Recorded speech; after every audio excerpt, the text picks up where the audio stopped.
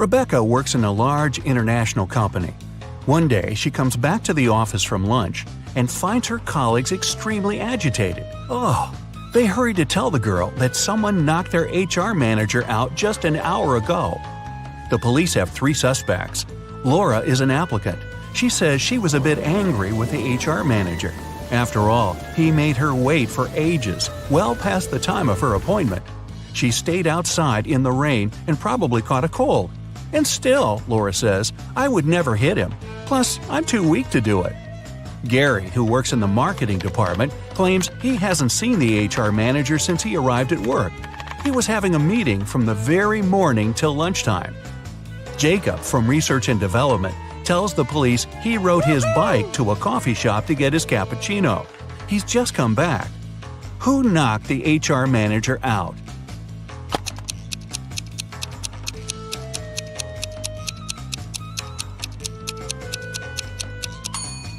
It was Jacob. Both his bike and his clothes are dry and clean. How is it possible if it's raining outside? Jack is participating in a challenge. He's got to the last stage, which takes place in a desert. If he succeeds now, he'll win $1 million. Jack needs to get a key out of one of the 4 pots. On top of the first pot, there's a bowl filled with a strong acid. The second pot is covered with a bowl full of venomous spiders. In the bowl placed on the third pot, Jack sees a raging fire. A viper is curled up in the bowl covering the fourth pot. Jack isn't allowed to drop the bowls or turn them over. Which pot should he choose?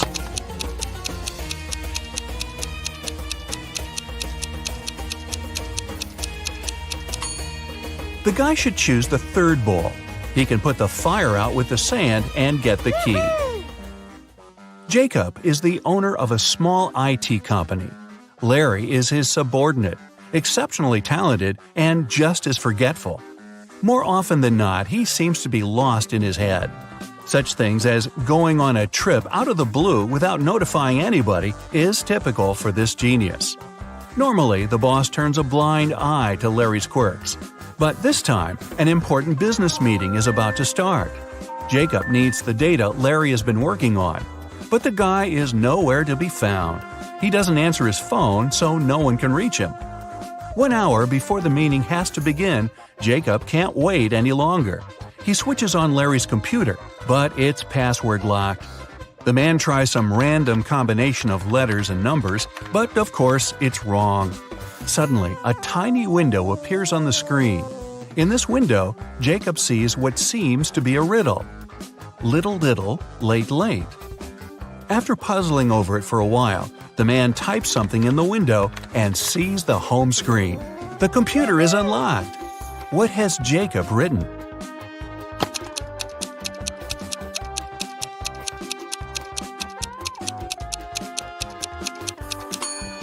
The answer to this rebus is too little, too late. Unfortunately, it's not as simple as that. The folder with the needed data is also protected by a password. When Jacob clicks on it, that's what he sees. Write backward all the numbers. Sounds like a tough task. Luckily, Jacob knows how Larry's brain works. He doesn't need much information to write the correct answer and, finally, get the information. What is the password?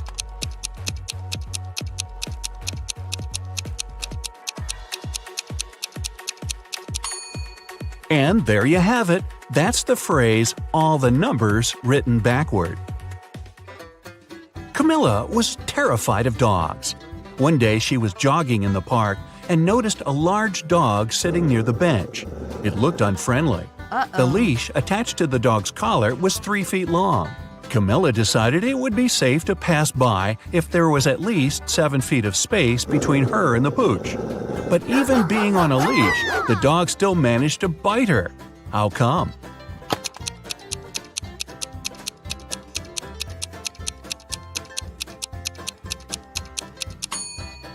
Sadly, the leash wasn't tied to anything. David's company develops new apps for smartphones. Right now, he's looking for a designer. He's got hundreds of applicants, but has chosen just 3 of them. Angela's resume says, "I'm 23 years old. I don't have a lot of experience, but I'm a fast learner and have already designed similar applications." Helen wrote in her resume, "I'm 26 and have 4 years of work experience. You should hire me because I've created lots of TikTok stories that have gone viral." And Eric's resume claims he's 28 years old with 7 years of work experience. He's designed tons of apps. He's been working for Google since the company was launched. David can hire only one person, but it's okay because only one applicant hasn't lied in their resume. Who is it?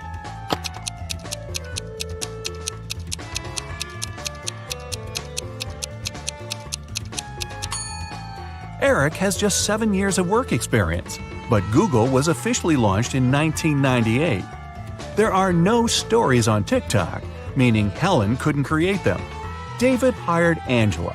Even though she hasn't been working that long, she's honest and has a nice portfolio.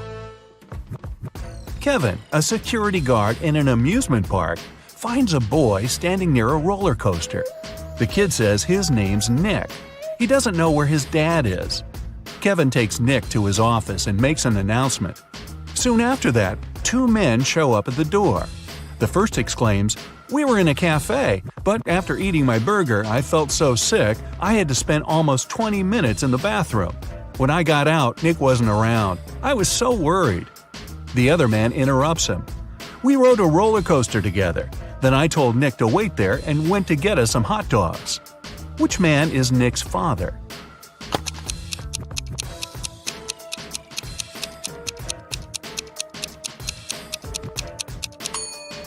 Nick is too small to ride the roller coaster, which means the second man is lying. The boy's dad is the unlucky guy with food poisoning.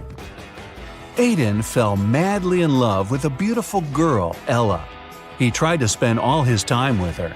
The man bought her expensive presents and flowers, invited her to the best restaurants, organized yacht trips.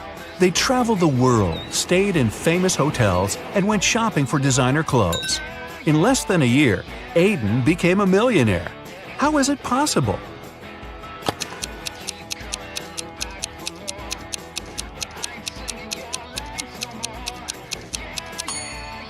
Well, before meeting Ella, the guy was a billionaire. Carter had a fast and successfully developing company until his main investor went bankrupt. Carter was desperate. He went to visit his best friend Justin, a coffee shop owner. "Cheer up," Justin exclaimed. "One rich businessman visits my cafe almost every day. He's here today, too. He's very mysterious and doesn't have any social media accounts. Few people know about his wealth, but I do. Go and introduce yourself." Justin pointed toward the back of the coffee shop. Carter went there and saw 3 men. Uh-oh. He hadn't asked his friend which one was the wealthy entrepreneur. He looked at the men attentively. In no time, he figured out who was the one he needed.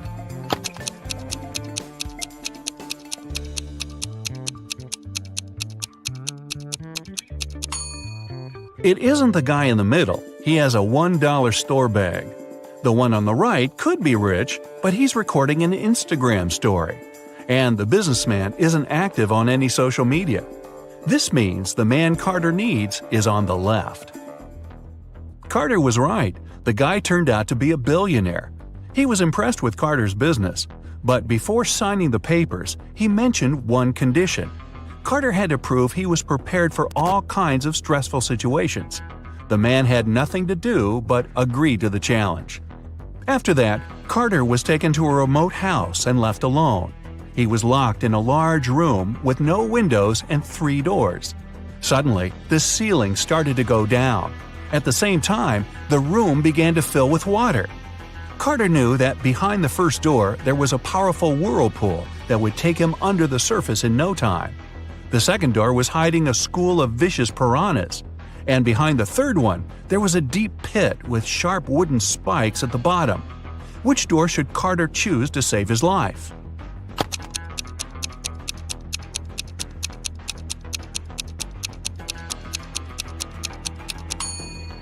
Carter picked the third door. Once the pit filled with water, he swam over the spikes and successfully escaped from the trap. When he returned to the office, the billionaire had already signed the contract. 3 friends agreed to hang out together on Friday night. One of them, Brian, was tasked with bringing pizza. But the guy was running extremely late. His friends were starving.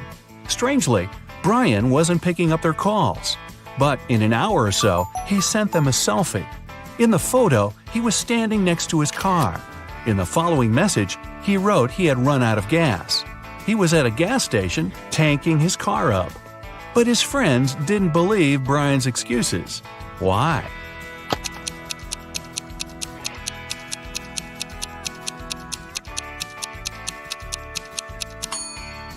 In the picture, it's clearly seen the guy's got an electric car. It doesn't need gas. When it was finally time to board the plane, it turned out that there were no more economy class seats left. Kim and Ashley were offered to fly in business class. Oh, yes. There, the girls saw 3 people. When the flight attendant served them fresh juice, she whispered that Kim and Ashley were extremely lucky. They were about to travel next to a famous Italian billionaire. Oh. Can you guess which of these passengers is the billionaire?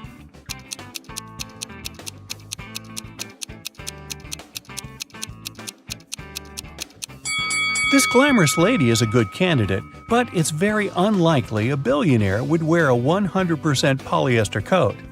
This guy's business suit is very elegant, but look at his shoes. They seem quite cheap and worn out. This funny gentleman must be the real billionaire. Although his outfit is rather casual, his gold watch looks very expensive.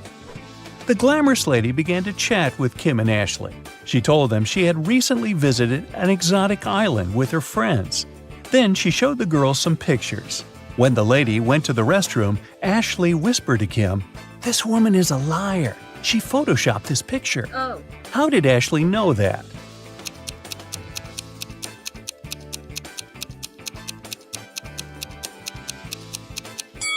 It's all about the shadows. They all look natural, except this one. People are sitting in their seats. The lights turn off. Someone is chewing popcorn. Someone is drinking soda. The movie starts. This is a horror movie. Someone screams. The ticket taker enters the hall. Several people haven't paid for their tickets. Guess who?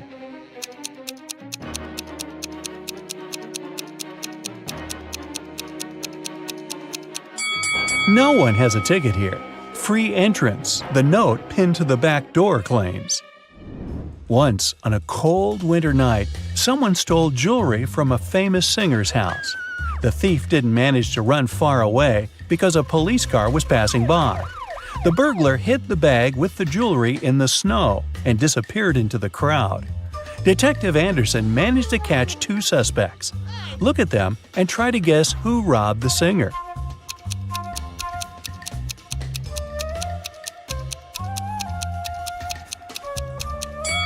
If you dig snow with your bare hands, they will turn red. This man has red fingers and palms. But that woman could dig snow wearing a pair of gloves, so she could be the thief too.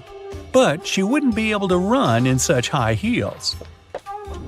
After the meeting, Zoe unboxed a delivery from a popular writer.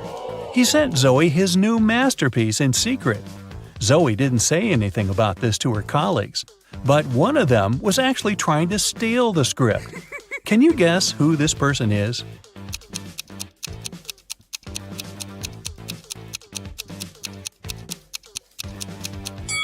It's the assistant. He's using his front camera to take pictures of the mirrored ceiling while Zoe is looking through the script. You're walking along the beach. Suddenly, you hear a scream. A woman is calling for help. She's drowning. You run into the water and swim toward her. As soon as you approach her, you see 3 more people. They're all screaming, but only one of them needs help. The rest are mer people who want to take you to their kingdom. How can you find out which one is human?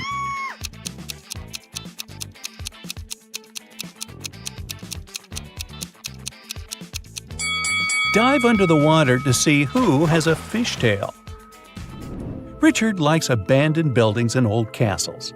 Today, he's going to check a huge house that belonged to a vampire a long time ago. Well, that's what the legends say. Richard certainly doesn't believe this. He takes his camera and sets off. It's dark and cold inside the house. Crackling sounds are coming from the corridor. Richard shines a flashlight and sees 3 vampires. Richard starts running away, but then he stops and returns. It seems these vampires are fake. How did the guy understand this?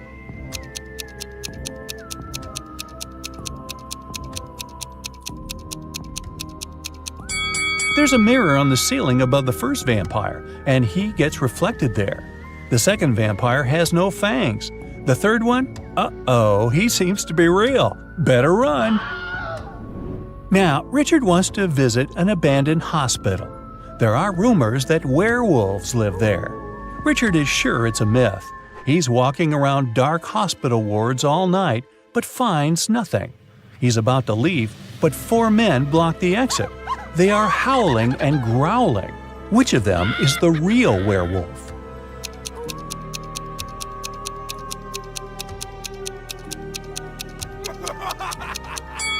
No one. The full moon is shining through the windows, but these people haven't turned into monsters. But still, Richard runs away.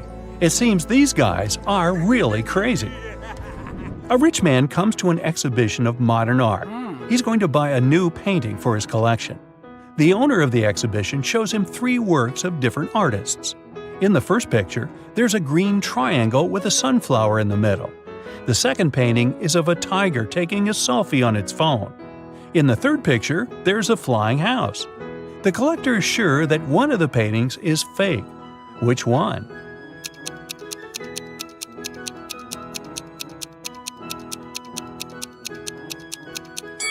Each canvas has the artist's signature and the date when it was created. The painting with the tiger is dated 1957. There were no mobile phones and selfies at that time. This picture is fake. Martin's nervous because today is his first DJ performance at an electronic music festival. He goes on the stage. The crowd is cheering. Martin puts his headphones on and turns on the first track. Music is playing, but people aren't dancing. Why?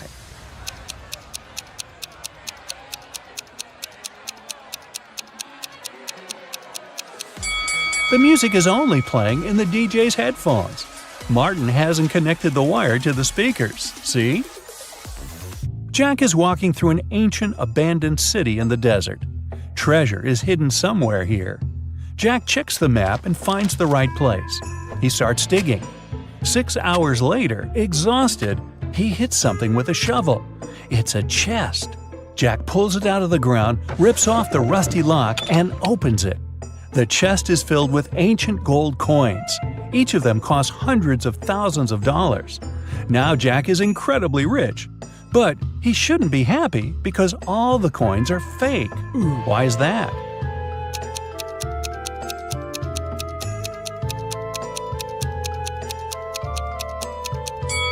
Each coin has a date, 145 BCE. It seems they're really old, but people who lived at that time couldn't write BCE on their coins because they didn't know they lived before the current era.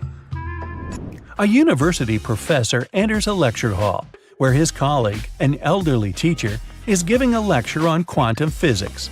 He's drawing formulas on the board, and his students are using their laptops to take notes. The professor knows that one of these students is sleeping. He starts walking around the room, stopping behind each of them in turn. Who's dreaming right now?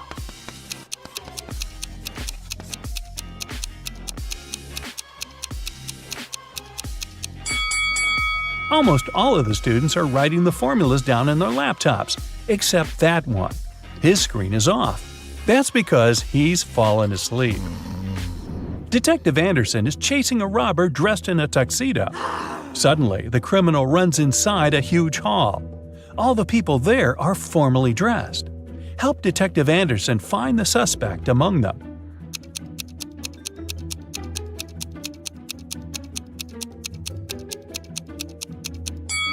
Catch that guy. He's sweating because he's been running. Leo's boss yelled at the guy because he hadn't completed his weekly work plan. Now, Leo has to spend his entire weekend in the office finishing his work. The boss took Leo's magnetic card so that he couldn't leave the building. Several hours had passed. Leo feels hungry. There's no water or food in the office, but there's a fridge and cooler in the next room behind the door with a magnetic lock. On Monday, Leo gives his boss the completed report. Somehow, the guy managed to get food and water. How did he do it?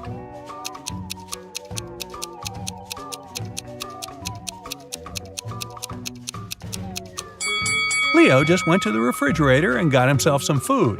No one said the door with a magnetic lock had been locked. Victoria approaches her house. The light bulb turns on automatically and lights her way to the door. Victoria inserts the key and goes inside. A couple of hours later, the doorbell rings. She looks through the peephole and sees a silhouette of a man wearing a hat. Victoria is afraid to open the door, but not because it's a stranger, but because it's not a human. Why does she think that?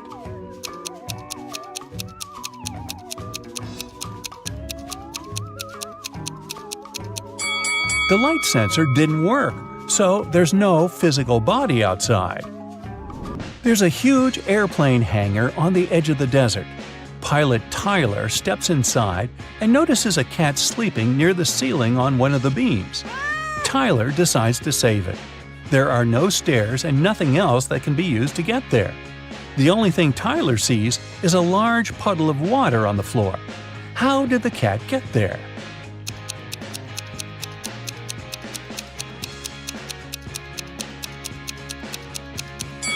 There was a pyramid of ice cubes. The cat climbed to the top of it and reached the ceiling. Then the ice melted and left the puddle. Gee, I guess I won't mention my theory about the cat drinking so much water to the point of bursting, which then propels the cat up in the air and, well, let's stick with the ice cubes. Margaret, Rachel, and Diana are walking down the street, sharing their plans for the weekend. The girls look rich, but only one of them has a lot of money. Who is it?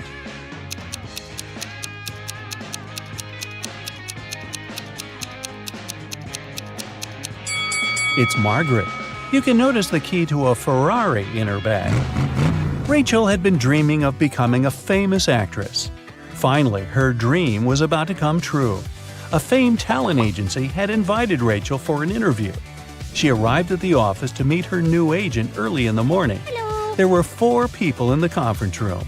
Can you tell which one is Rachel's agent?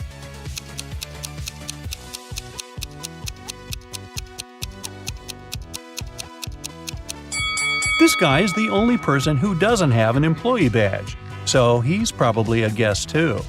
This man is wearing a classy, expensive suit, but he brought coffee for everyone. He's an assistant. This lady's mug says "World's Best Lawyer," so she's probably responsible for legal issues. And this relaxed lady over there is Rachel's agent, Zoe. Zoe offered Rachel to take a seat. Which place should Rachel choose?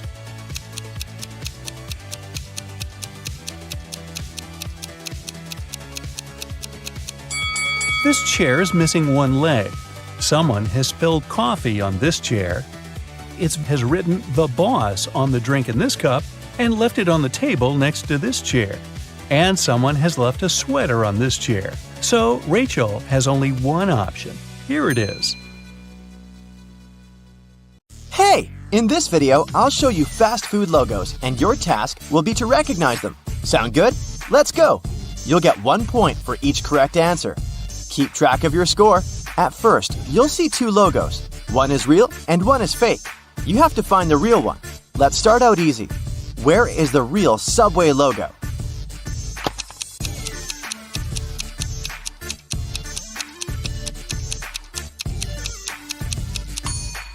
It's this one right here. Now, do you see the one and only Burger King logo?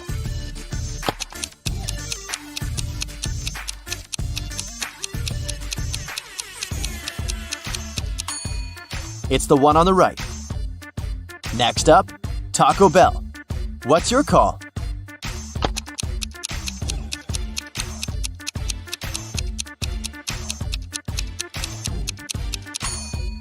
Here it is.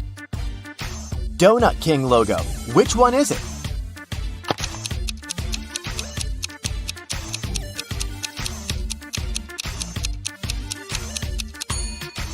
This one, of course.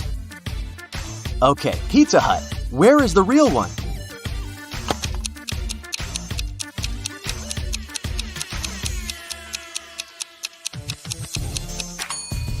It's the left one. Sonic Drive-In. You've got it.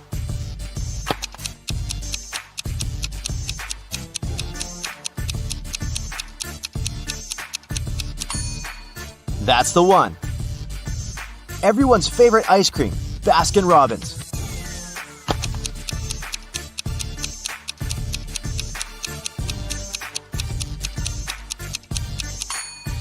Here it is. Tell me which one is Chipotle's real logo.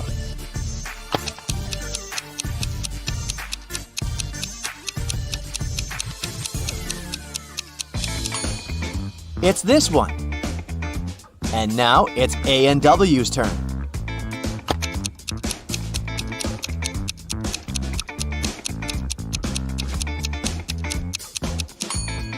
Pick the left one. Menchie's frozen yogurt. What's the logo?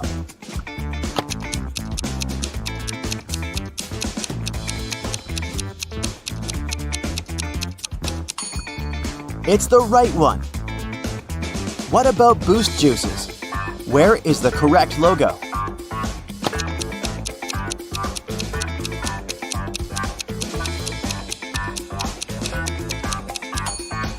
Right here. Thoughts on Whataburger?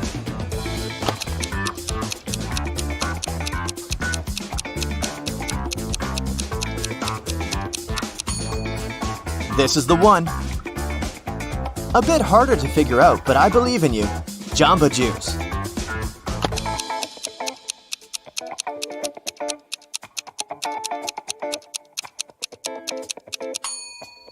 Here it is.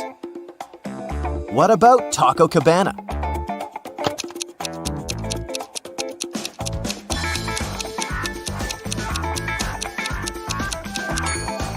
This one, of course. Sbarro, what do you think? What's the correct logo?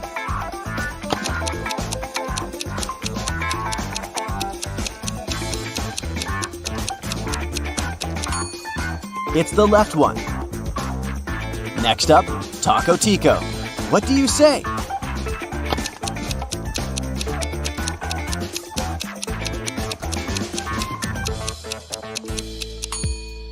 Yeah, this one. Try to find the Pollo Tropical logo now.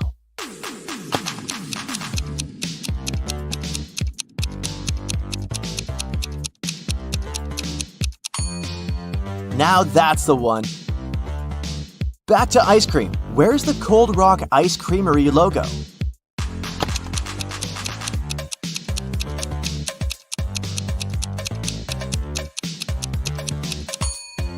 Here's the original one. Do you see the correct Baja Fresh logo?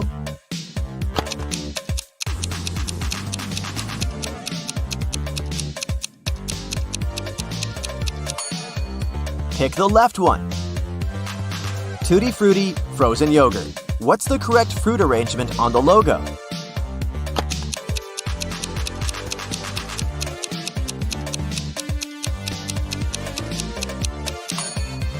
Here's the right one. Find the Arby's logo.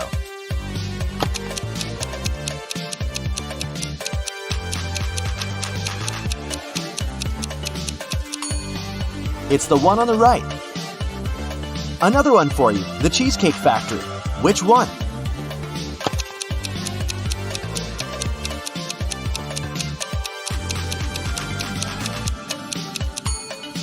Here it is.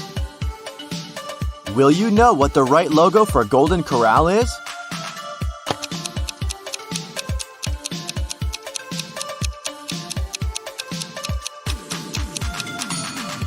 This one, did you get it? Next up, Papa Gino's. What's your choice?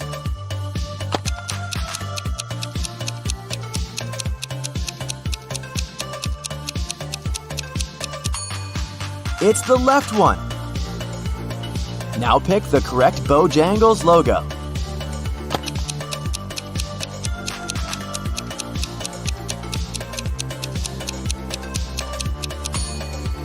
That's the one! Let's change the task a bit. No right or wrong, I'll show you a logo and you have to remember which company it is. They are all about fast food and restaurants too. Let's start way too easy again. Hit it!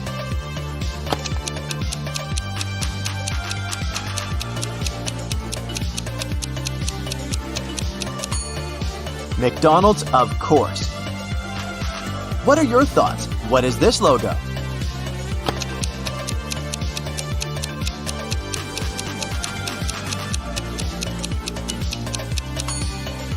That's IHOP. Another easy one for you. Hit it!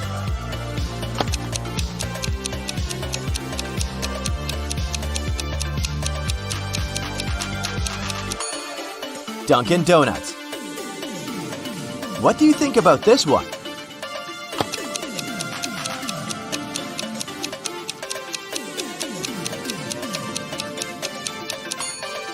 Cold Stone. What about this chicken? Where does it belong?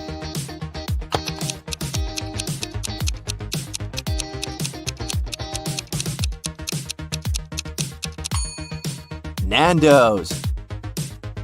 Can you recognize this one?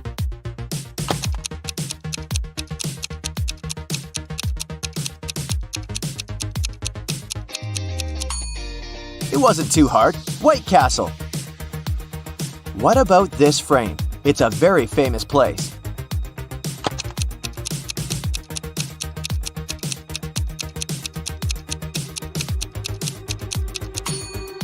Papa John's. What about this one? I bet you know it.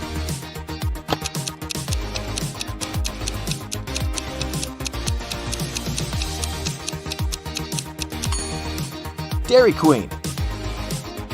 Another one for you. What do you say?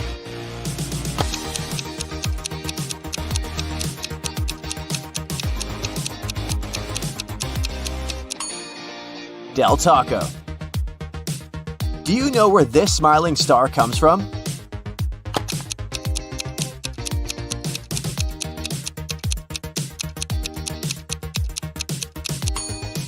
Of course, it's Hardee's, or Carl's Jr., depending on which state you're in.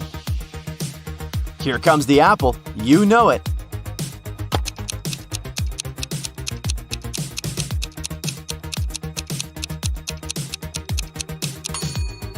Applebee's.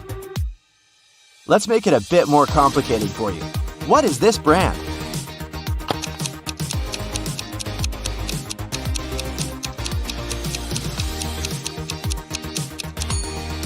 Panera Bread. Okay, what about this one?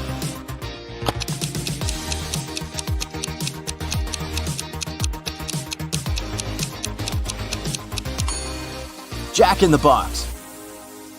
Good. Next up, this one.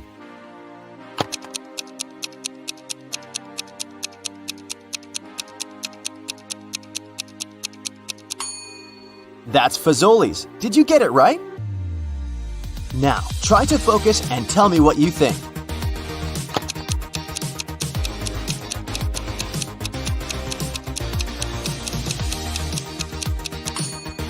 That's Fatburger. It's getting harder. No more McDonald's for you. What is this one?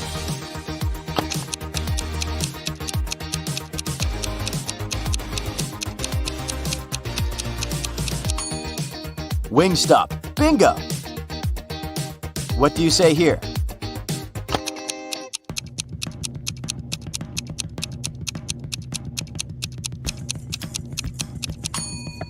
Long John Silver's.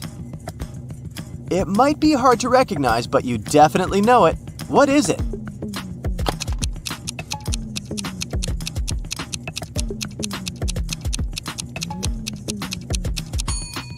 TGI Fridays, of course. Another frame for you to figure out. I didn't promise it would be easy.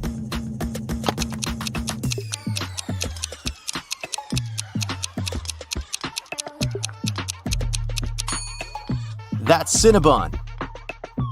Do you think you know this logo?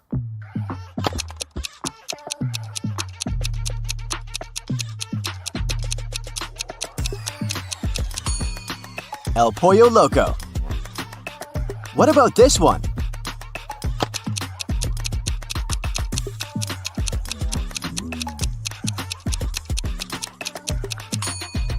Roy Rogers. Another one for you. What are your thoughts?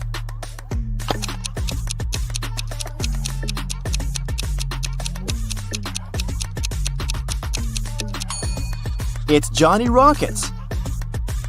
We're almost through this task, just 3 more. What about this one?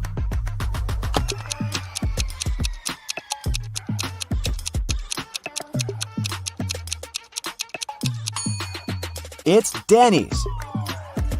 Do you think you know this logo?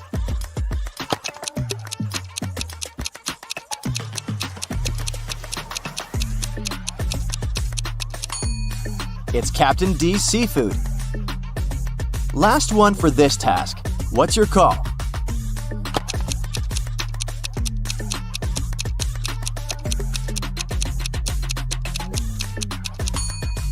If you said Firehouse Subs, you're right. Level Up, a new task. I'll show you just parts of a logo, and you have to guess the brand. Don't worry, we'll start with easy ones again. Look, here's one you definitely know.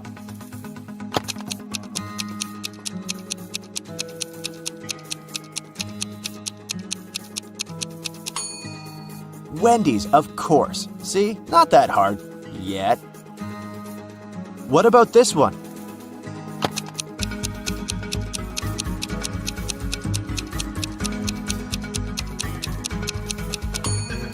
That's Starbucks coffee. You're nailing it. Another one for you to recognize.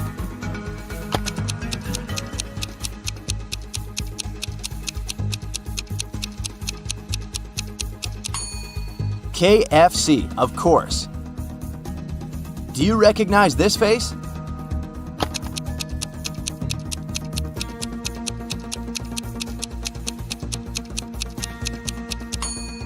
It's Big Boy. Another cute face for you to remember. I bet you can figure it out.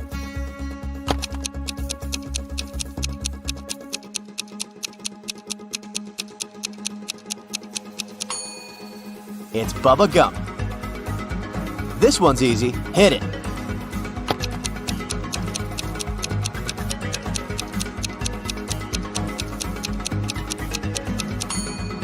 Domino's Pizza, obviously. What's your guess here?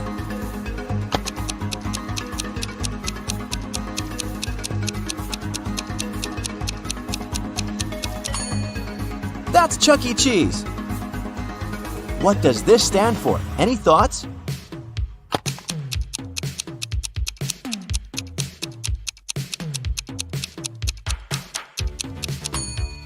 In-N-Out Burger. Quite simple. What do you say?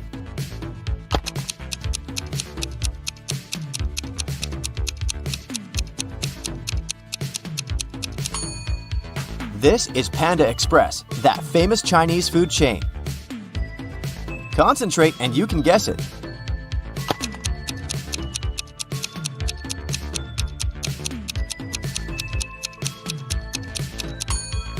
It's the Red Rooster. What's your best guess here?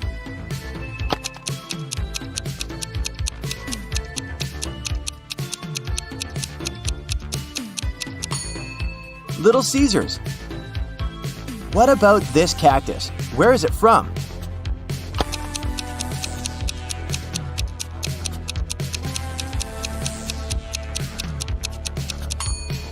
That's Qdoba. And what about this guy? Can you recognize him?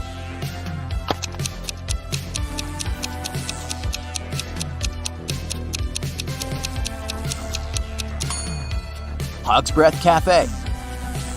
Think carefully. Can you drag out this piece out of your memory?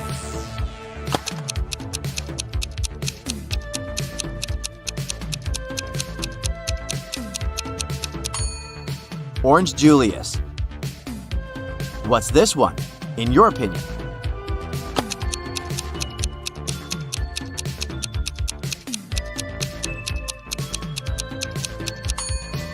Yogurtland. It wasn't too hard, was it?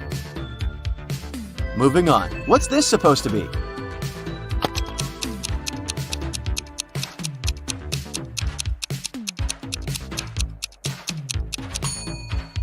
Chick-fil-A. What do you think this is?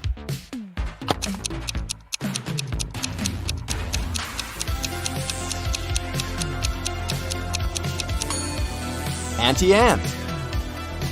Another cactus, just a different one. Where is this one from? Must be something Mexican if you ask me.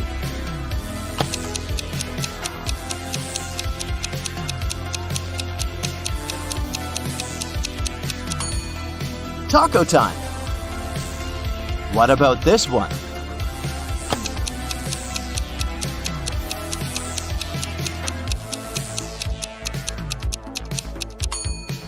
That's Hooters.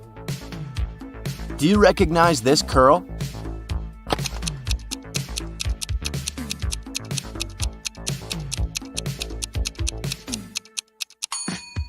Pinkberry.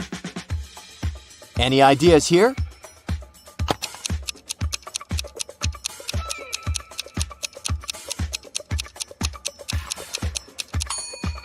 Waffle House. Did you get it? The game is getting harder again. What do you think this is?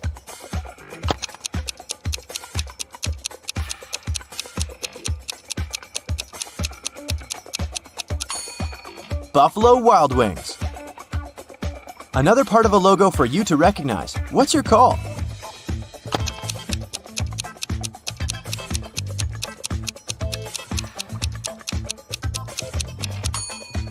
Zaxby's. Where is this pretty branch from?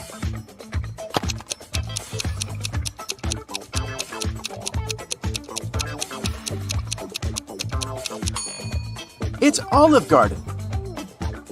Here comes the most impossible of all tasks. Feel free to take all the time you need and add 10 points to yourself if you get it right. What is it?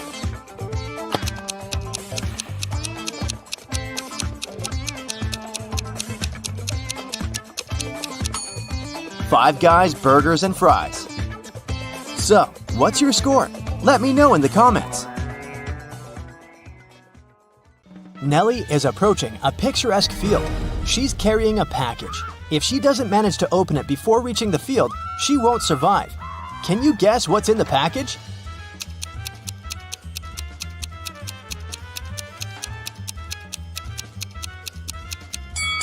Nelly is skydiving. There's a parachute in her package.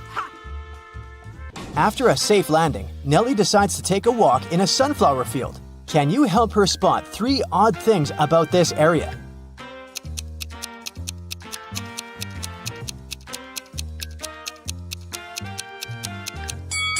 This straw man is winking. This sunflower has teeth. And there are 2 suns in the sky. Nelly walks too far and gets lost in the woods.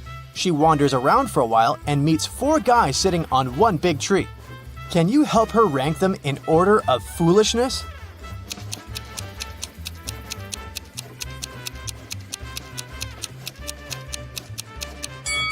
The 4th person is cutting the branch where he sits.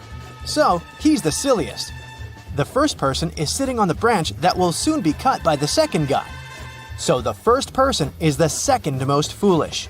The second person doesn't see that he's about to fall too, so he's the third. And finally, the third guy. He's a bad person, but definitely not a stupid one. Nelly moves on and finds a highway. 3 people offer to give her a ride to the nearest town. Can you help Nelly choose the safest driver?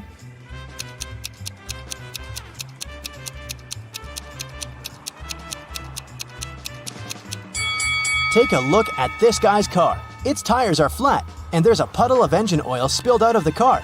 Probably not the safest choice.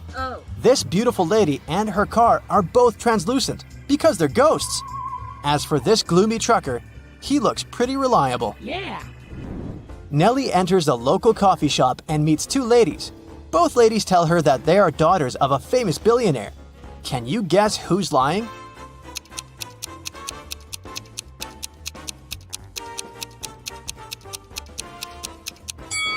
The lady on the right is a liar. The logo on her t-shirt is fake. Therefore, she's not rich. Nelly doesn't have any money to buy food. The coffee shop manager feels sorry for her and offers Nelly a free lunch. But first, she has to solve his tricky riddle. Nelly agrees. Here's the task. People have stepped on me, but not many. I never stay full for long. I have a dark side. What am I? Can you help Nelly win her free food?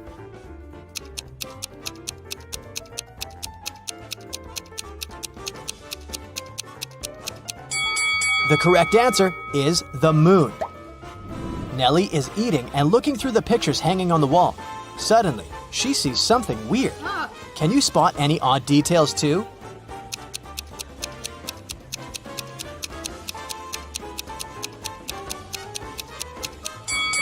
This person appears in both pictures, looking young and pretty, but the time distance between these two photos is 100 years. Nelly enters a flower shop and sees the owner putting bouquets in big vases. If he puts one bouquet per vase, he will end up with one extra bouquet. And if he puts 2 bouquets per vase, he will end up with 1 extra vase. How many vases and bouquets does he have?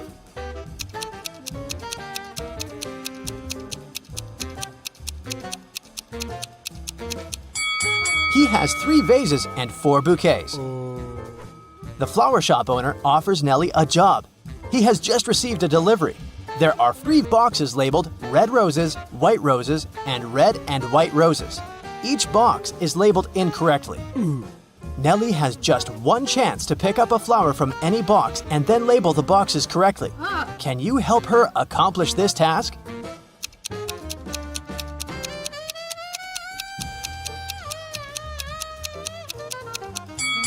Nelly should take a flower from the box labeled as red and white roses.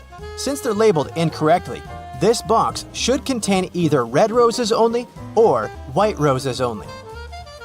Let's suppose that Nelly finds the red roses. Now she can label this box correctly. We know that the white box cannot have white roses. Therefore, now Nelly can label the remaining 2 boxes correctly. After earning some cash, Nelly decides to book a room in the local hotel to get some rest. The manager offers her to choose from 3 empty rooms. Can you help Nelly pick the best option?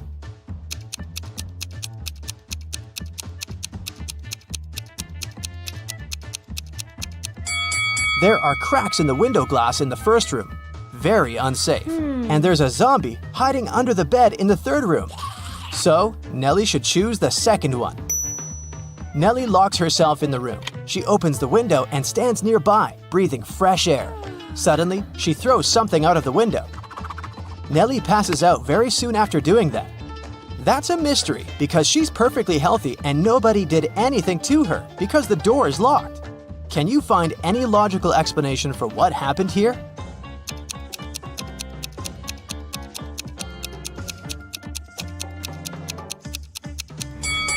Nelly decided to throw a boomerang out of the window. The boomerang went to the maximum distance and returned back straight to her head. After a while, Nelly wakes up with a headache. She goes to the local shop to buy some aspirin. She spots 3 odd things about this place. Can you see them too?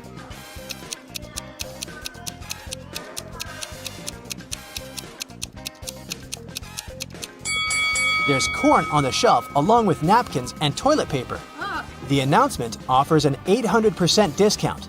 That's too good to be true. And finally, the shopkeeper is wearing 2 pairs of glasses. Suddenly, the shopkeeper begins to yell, "Someone stole my money!" And he locks the customers inside the shop and calls the police. They arrive and question 4 suspects. Maya says, "I came here to buy water for my 12 o'clock yoga class. I'm 20 minutes late because of you." Bob says, "What's the point of stealing cash? Everyone knows that people use cards nowadays." Lily says, "This shopkeeper is a bad person. He deserved that." And Nelly replies, "Sorry, I was focusing on my own purchase. I didn't see anything suspicious." After hearing that the officers had arrested one person, can you guess who?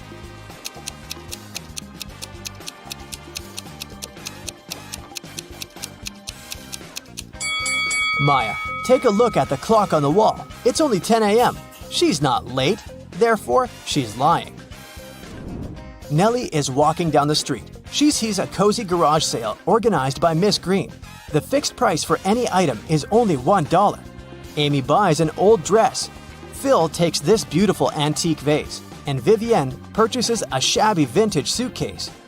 Nelly comes over to Miss Green and says, Oh, "Madam, you've just sold an expensive thing for a song." what? What does she mean? Can you guess?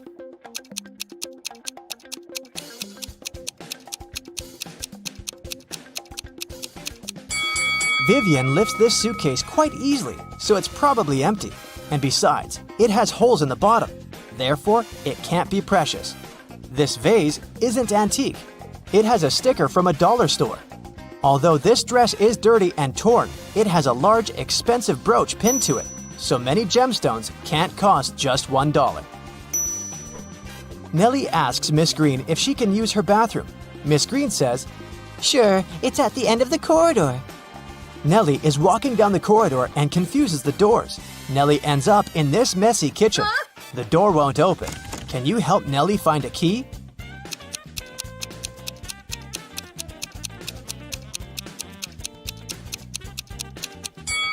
It's in the teapot.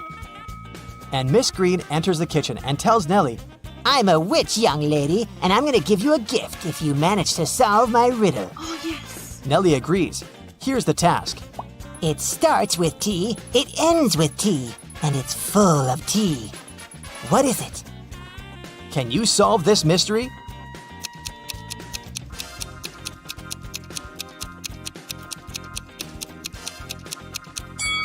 The correct answer is a teapot again. Miss Green brings Nelly to her dusty basement and says, One of these 3 doors leads to a magical world, and the other 2 are fake. You have only one attempt to choose the correct door. Good luck. Oh, yeah. Can you help Nelly out?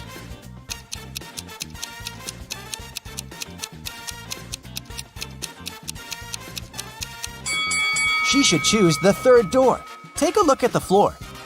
Dusty footprints lead to the 3rd door only, which means that doors 1 and 2 are fake.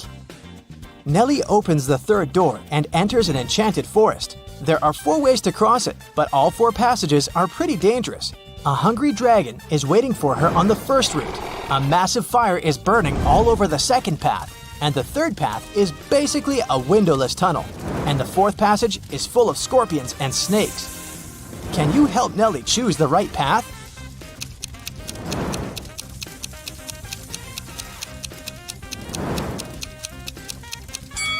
She should pick the 3rd way. The tunnel doesn't have windows. But who said it doesn't have an exit? Nelly walks the tunnel and finds herself in a beautiful castle. The guard says, "This castle is yours if you manage to crack my riddle. I can fill a room, but I take up no space. What am I?" Can you help Nelly win the castle?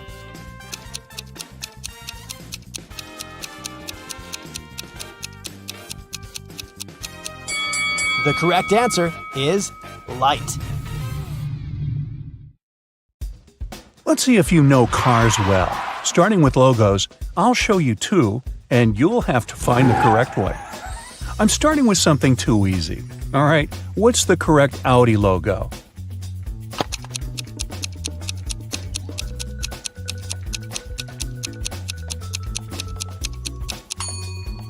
This one, of course. Toyota is the best-selling car brand in the world. Can you find the right logo?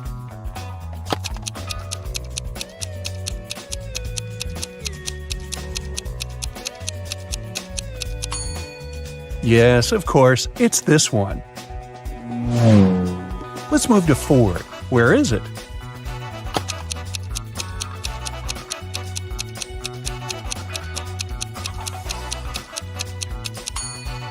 Yep, it's this one on the right. Next up, Volvo. What's your call?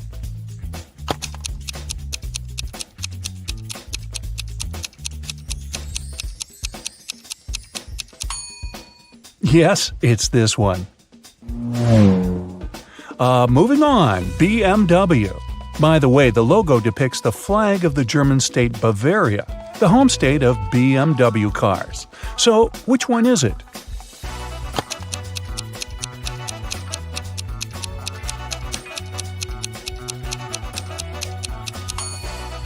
Ah, it's this one. Lexus cars have only been around for 33 years. The brand was founded in 1989. Did you have enough time to learn the logo?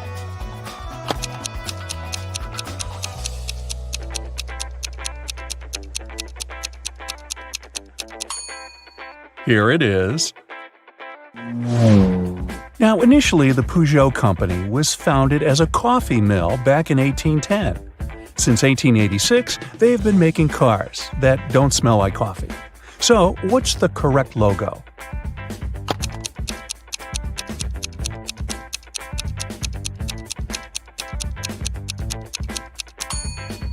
That's the one. Now they're prestige, but the first Lamborghini models were tractors. Anyways, what's the logo?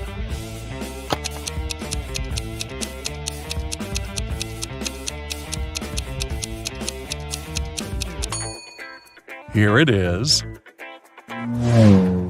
Fiat is an acronym for this Italian phrase, which, when translated, means Italian Automobile Factory Turin. Turin is an Italian city. So, what's the correct logo?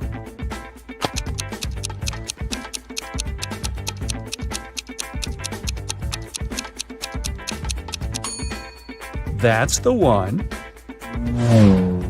Tesla is even younger than Lexus. It was founded in 2003. What's the logo?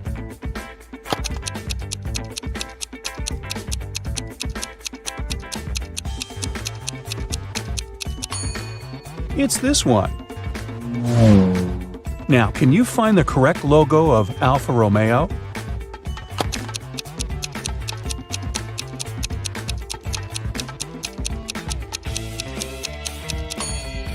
Yeah, here it is.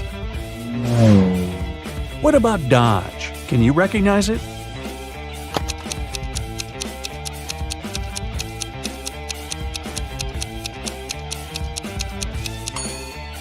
It's right here.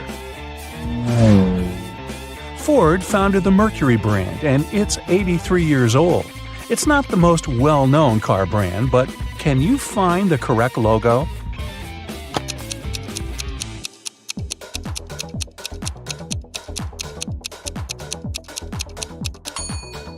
It's this one. Now, I'll give you two real logos, and you have to tell me which one is the one I ask you about. For example, here, which logo is the Hyundai logo?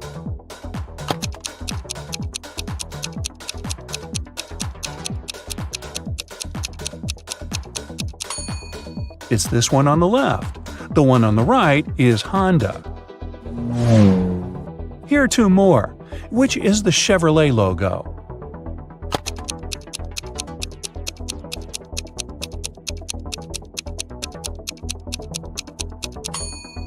It's the one on the right. The left one is Citroën. Which one here is Renault's logo?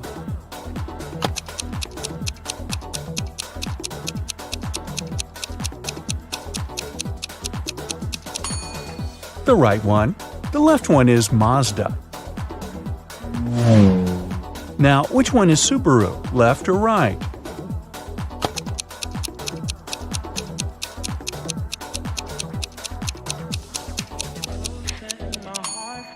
It's the left one. The right one is Suzuki. Next up, Mitsubishi. Which one is that?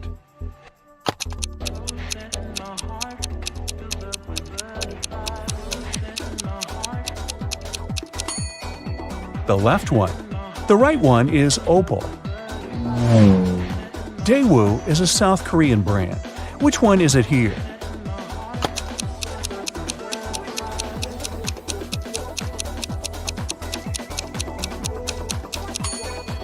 It's the right one. The left one is Infiniti, a luxury division of Nissan. Okay, another pair, and your task is to find Cadillac. Is it left or right?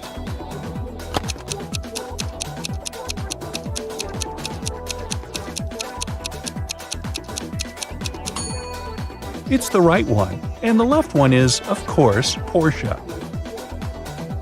Now the task will be a bit harder. I will show you the cars, and you have to guess which brand it is. Let's start with this one. What do you think?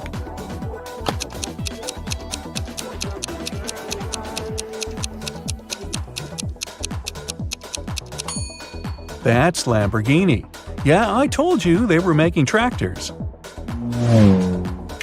Okay, let's go for something simpler, like this one. For example, I bet you know it.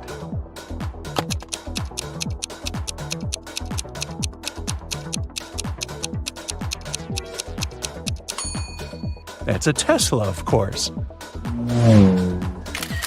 Okay, another easy one. What's your guess?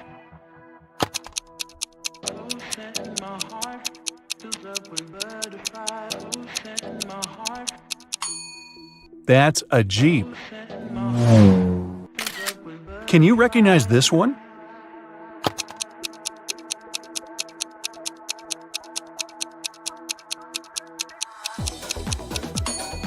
Of course, it's a Volkswagen Beetle. Okay, here's a new one. Quite famous, you must know this brand.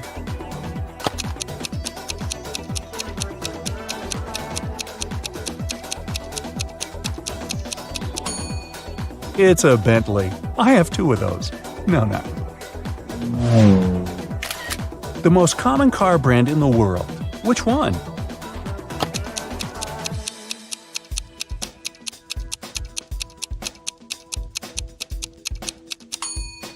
Yeah, that's a Toyota. Next up, what's your call?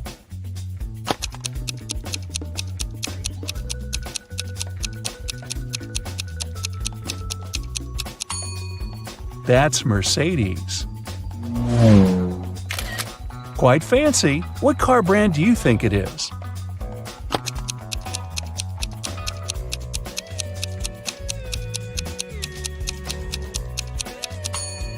That's a Land Rover.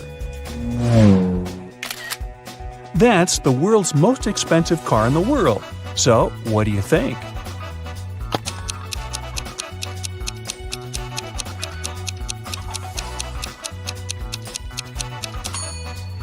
That's a Ferrari, particularly a 1963 Ferrari 250 GTO.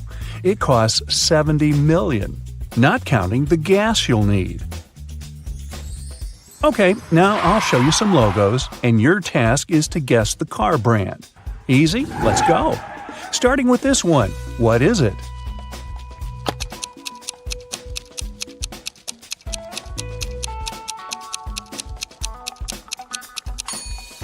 Skoda. It's a Czech brand. Okay, I'm pretty sure you know this one too. What brand is it?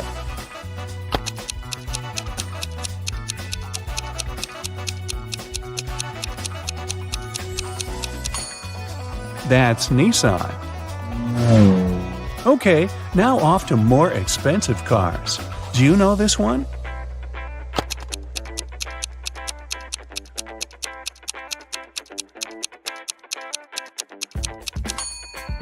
That's Rolls-Royce. Do you know this one? It's Italian.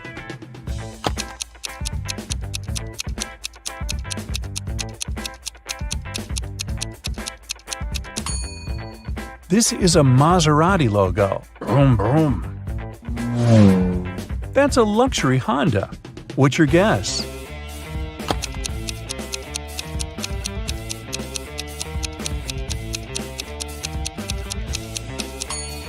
Ah, Acura.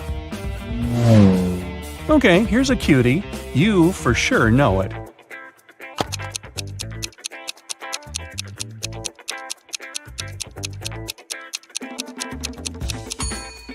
Of course, that's a Mini Cooper. A British sports car. Do you know this brand?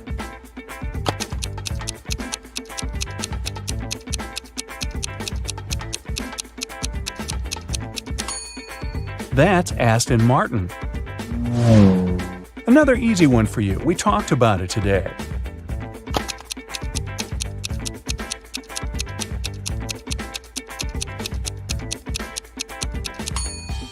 Yeah, that's the most expensive car brand, Ferrari. Oh, an Australian one. Do you know it?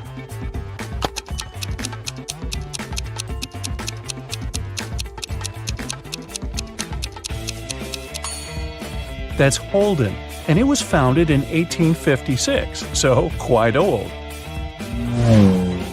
That's a tough one, but maybe you know it. What do you think?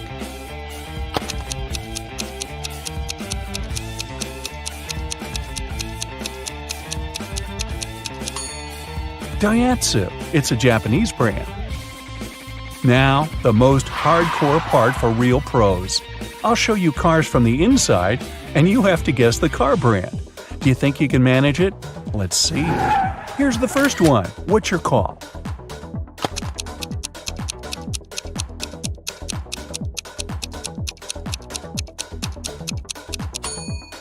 That's a regular Toyota. Did you recognize it? Okay, let's see something fancier. What do you think?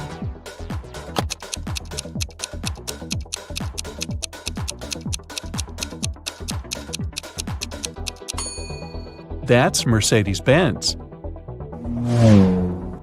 Okay, next one. Can you guess?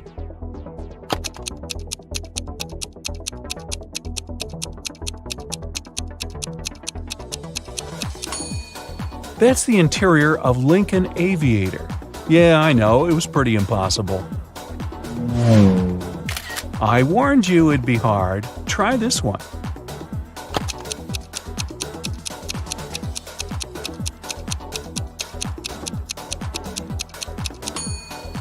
That's my Bentley. I mean, a Bentley. Okay, last one. What's your guess?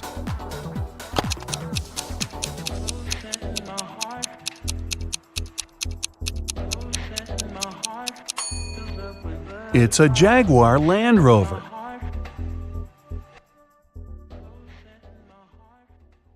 Take a look at your ears. Aren't they amazing? An average human ear hears frequencies from 20 Hz to 20 kHz. But each person is unique when it comes to the functioning of our sense organs. Some of us struggle to hear neighbors whispering just behind the door. Meanwhile, rare lucky persons have a natural absolute pitch. They can recognize any note in any octave. We suggest you take these cool hearing tests that will help reveal your hidden hearing superpowers. Yes! First of all, let's check where you're currently standing in the frequency spectrum. Put on your headphones and make sure you're in a quiet place with no background noises. If you're surrounded by people, ask them to stay quiet for the next minute. We'll travel across and beyond the human audio spectrum and play some sound frequencies a human ear usually can't perceive. As soon as you notice that your ears begin to hear the sound, stop the video. The number you'll see on the screen is your current result. Ready? Let's go!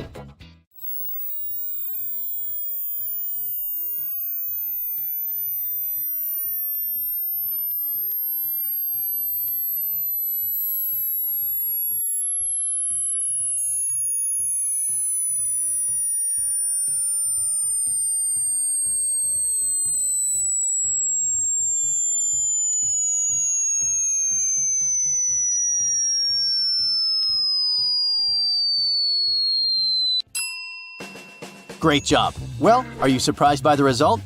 If it's higher than average, congratulations! But if not, don't worry.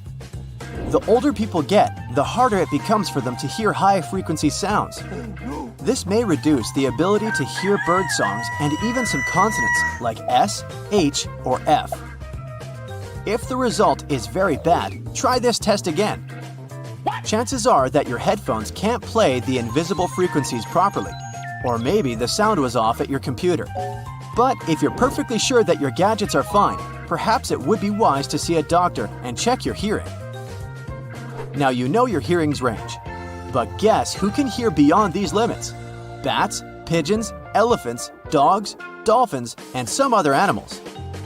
But who do you think is the best listener in the world? Please welcome our champion, a moth. Researchers claim that moths can hear better than anyone else in the world. One study showed that the greater wax moth, also known as Galleria melanella, is capable of hearing frequencies up to 300 kHz. It means that their hearing is 15 times better than humans. And now, let's go ahead and check your potential to develop an absolute musical pitch. This rare superpower is basically the ability of a person to identify or recreate a given musical note without the use of a reference tone. Some of the greatest classical composers, including Beethoven, Chopin, and Mozart, used to have this ability, and it's not so rare in the modern music industry. Oh yeah. Studies based on a survey of more than 600 musicians showed that the older people were when they started training, the less likely they were to gain perfect pitch. Meanwhile, the majority of polled musicians who began training by the age of 6 used to have it. And among those who started music classes before the age of 4, some 40% had perfect pitch. Also, you're more likely to develop this ability if at least one of your relatives has it.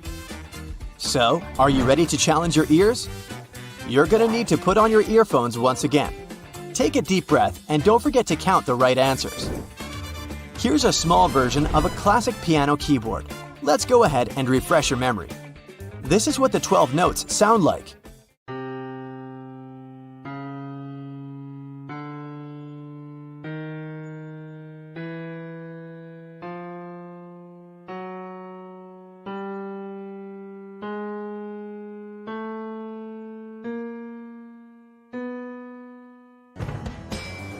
We'll use this random music to confuse your perception just a little bit. And let's begin the quiz. Try to guess this note.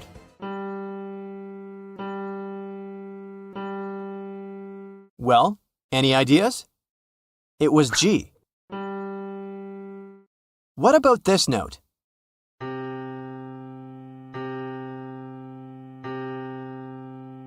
C. Focus your ears and let's listen to the next one. Well, it was A. What about this sound? Can you guess it? F.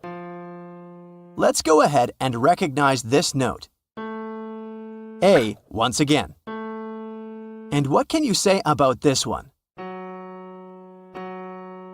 That was F sharp. Here's the next sound. Can you guess the note? B. Any idea what it might be? A sharp, also known as B flat. Next sound. Can you spot the note? C flat. Can you identify this one? G again. Well done. If you've guessed more than 7 notes correctly, maybe it's time for you to run to the nearest musical school and become a famous musician before it's too late. Meanwhile, if your result is between 3 and 6 notes, your musical ear is still quite good. And if you didn't guess a single note, don't be upset. Regular training gets water from a flint. Our next test will reveal both your hearing skills and your knowledge of musical instruments. This game is very easy. Listen to the audio carefully and try to guess the instrument. Don't forget to calculate all the correct answers. Here's the first sound playing.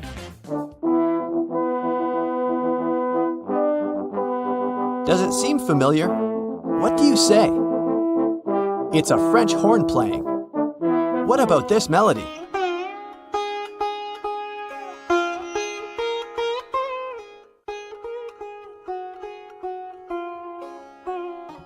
Sitar. Next audio.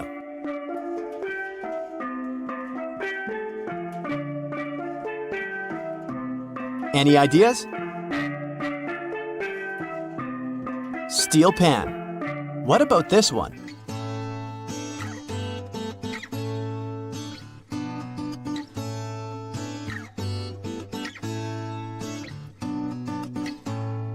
Acoustic guitar. Great job. Let's go ahead and spot this instrument.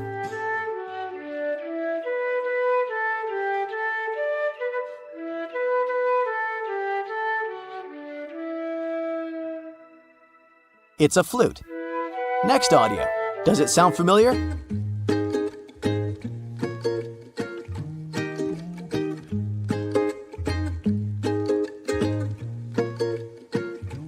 Ukulele.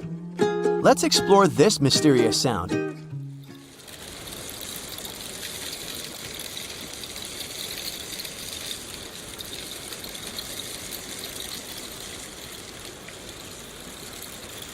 It's called the rain stick. Next instrument. Any ideas?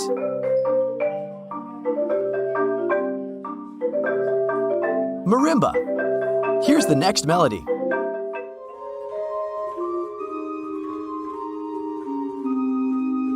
Does it seem familiar? Organ. Next instrument. Does it sound familiar? Cymbal. What about this one? What do you say? Acoustic guitar? Nope, banjo. You should recognize this one right away.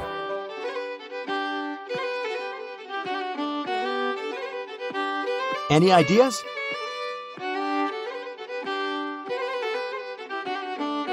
Violin. What about this instrument?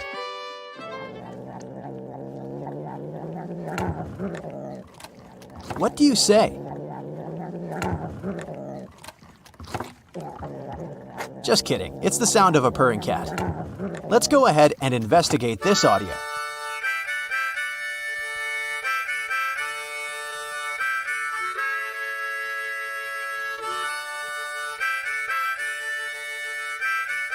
Harmonica. Any idea what this might be?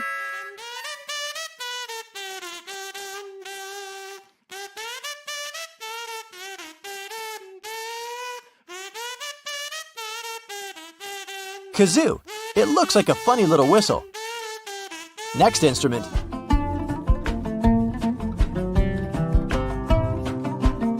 Have you guessed?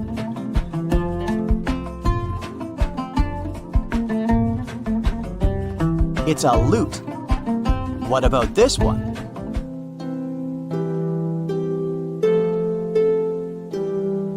Maybe electric piano? Nope, it's a harp. Next instrument.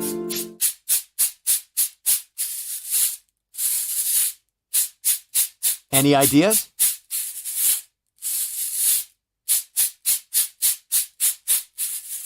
This beautiful thing is called cabasa. Next audio.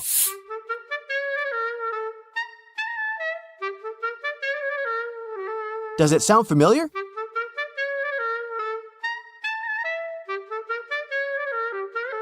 It's a clarinet. You're doing great. We're almost at the finish line, so stay focused, and let's listen to the next one.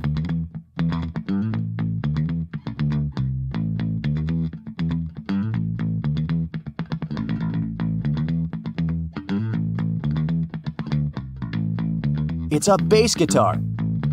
Next audio.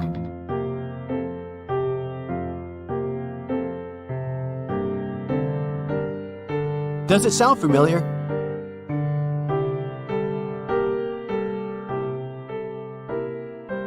Piano.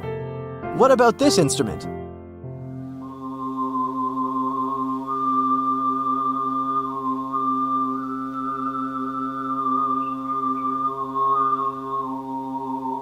This sound is called throat singing, and it's made by a singer, not by a musical instrument. Next audio.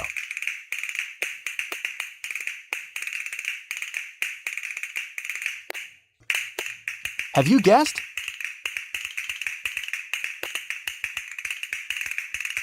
Castanets. Any idea what this might be?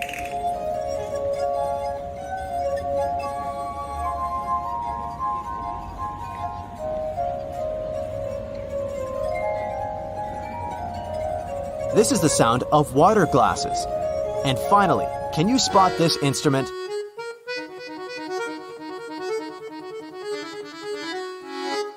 Does it seem familiar? It's an accordion. And now, let's calculate your score. If you've answered all 25 questions correctly, congratulations, you're a genius. If your score is between 17 and 24, well done. Your ears and knowledge are brilliant. You're either involved in the music industry, or you should think about doing so. If you gave from 9 to 16 correct answers, you're doing well. While listening to music, you're probably good at distinguishing the sounds of different instruments. And if you gave less than 9 answers, perhaps it's time to expand your knowledge in this field. You'll be surprised by the variety of musical instruments. In fact, nobody knows for sure the exact number of musical instrument types all over the planet. You can find more than 500 titles in various encyclopedias, but it's far from the actual number. After all, any musical instrument has dozens of different modifications and hundreds of manufacturing variations. To make the process easier, the instruments traditionally fall into one of 6 major categories, depending on the sound source: woodwind, bowed strings, brass, percussion, keyboard, and the guitar family. We're aware that musical instruments have been entertaining people for ages. But what is the oldest musical instrument in the world? So far, this honorary title belongs to the Neanderthal flute. It was made around 60,000 years ago. Contemporary musicians have reconstructed this instrument, and its sound reminds of the modern bamboo flute. But music is not only an entertaining tool, it's also very helpful when you want to relax or focus on your work or studies. The 432 Hz frequency is considered ideal because it resonates with the Schumann resonance of 8 Hz, and it's known for its deeply calming and comforting effects. One study from Italy showed that music tuned to 432 Hz slows down the heart rate when compared to 440 Hz. So be careful with what goes into your ears. The king of one country was holding a feast where he invited all his friends. Guests gathered in the great hall, but before the celebration began, one of the courtiers informed the king that all the drinks were poisoned. The king said nothing and offered everyone to raise a toast to the new millennium. All the guests got up and raised their glasses. That's when the king noticed the villain who had been trying to poison him and other guests. Who is it?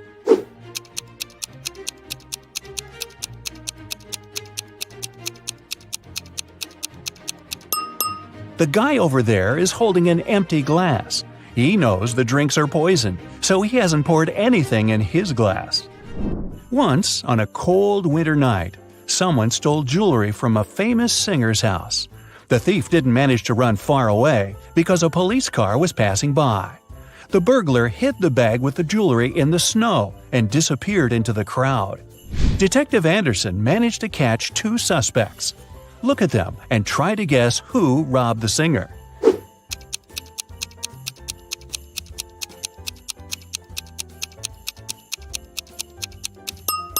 If you dig snow with your bare hands, they will turn red. This man has red fingers and palms. But that woman could dig snow wearing a pair of gloves, so she could be the thief too. But she wouldn't be able to run in such high heels. A university professor enters a lecture hall, where his colleague, an elderly teacher, is giving a lecture on quantum physics. He's drawing formulas on the board, and his students are using their laptops to take notes. The professor knows that one of these students is sleeping. He starts walking around the room, stopping behind each of them in turn. Who's dreaming right now?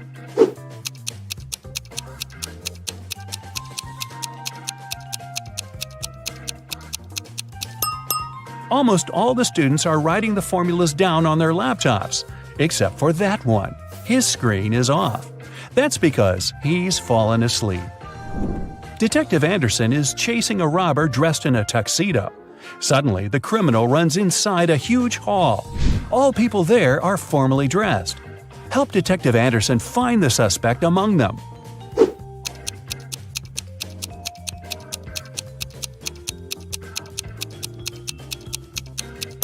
Catch that guy. He's sweating because he's been running. Leo's boss yelled at the guy because he hadn't completed his weekly work plan. Now Leo has to spend his entire weekend in the office, finishing his work. The boss took Leo's magnetic card so that he couldn't leave the building. Several hours had passed. Leo feels hungry. There's no water or food in the office, but there's a fridge and cooler in the next room, behind the door with a magnetic lock. On Monday, Leo gives his boss the completed report. Somehow, the guy managed to get food and water. How did he do it?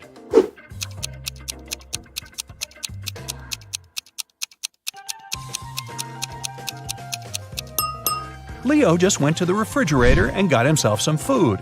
No one said the door with the magnetic lock had been locked. Mike wakes up in the back seat of a racing car. The engine is roaring, the wind is blowing in Mike's face. There's no one at the wheel and a cliff is straight ahead. Michael's hands are tied. He jumps out of the car without hesitation and lands on the asphalt. Surprisingly, he doesn't get a single scratch. How is this possible?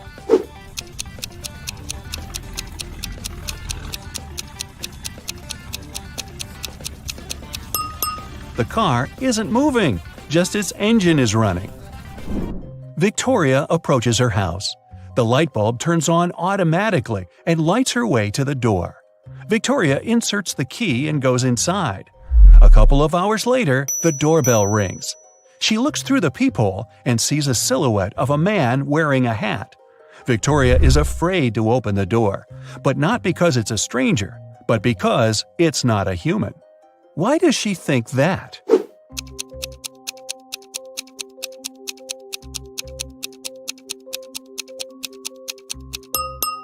The light sensor didn't work, so there's no physical body outside.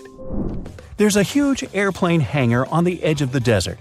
Pilot Tyler steps inside and notices a cat sleeping near the ceiling on one of the beams. Tyler decides to save it. There are no stairs and nothing else that can be used to get there. The only thing Tyler sees is a large puddle of water on the floor. So, how did the cat get there?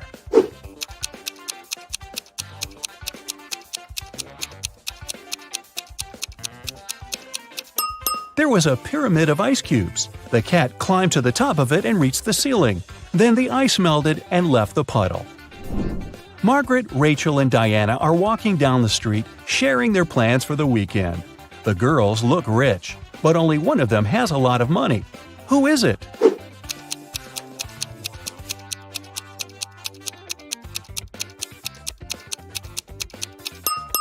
It's Margaret. You can notice the key to a Ferrari in her bag. While leaving her house, Sandy takes her sunglasses out of her bag and accidentally breaks them. Now she needs to buy new ones. Sandy calls a taxi and arrives at the street with fashionable boutiques. The best glasses in the city, the sign on the first building claims. The best glasses in the world is written on the second boutique. The inscription on the third store is the coolest. Sandy heads there. What is written on the third store?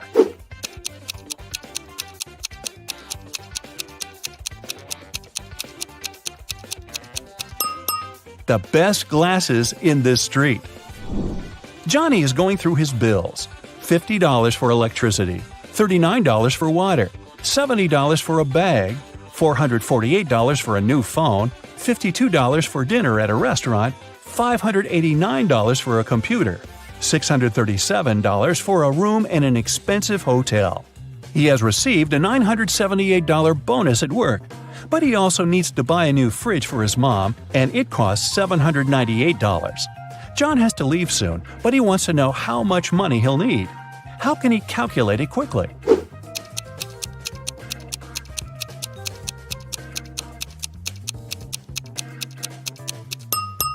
He should use the calculator app on his phone.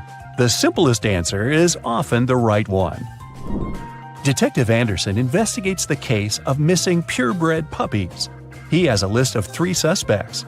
He visits each of them. The first suspect is a young girl. She says she spent the previous day with her friends. And she's also allergic to dogs.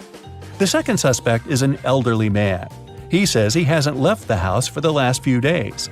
The third one is a famous video blogger. She says she was making YouTube videos all day. Which of them is lying?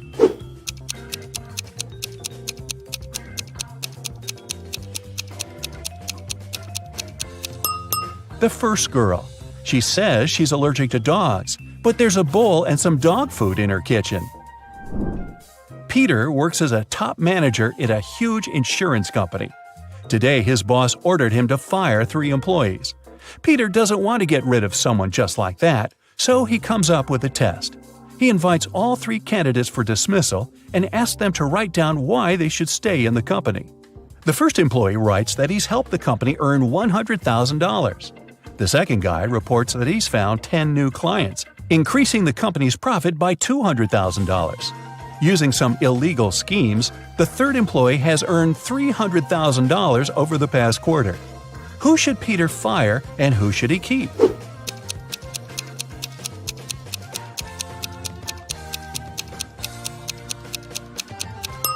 Actually, he got the order to fire 3 people, remember?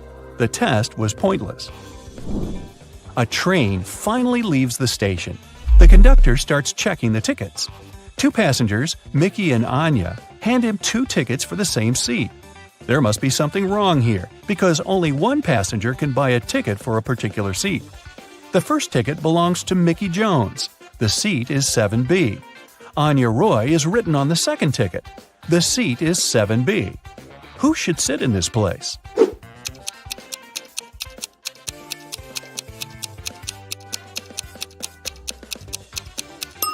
Plane ticket, Mickey Jones' document says, and this is the train. The place belongs to Anya. Joe goes to the gym every day.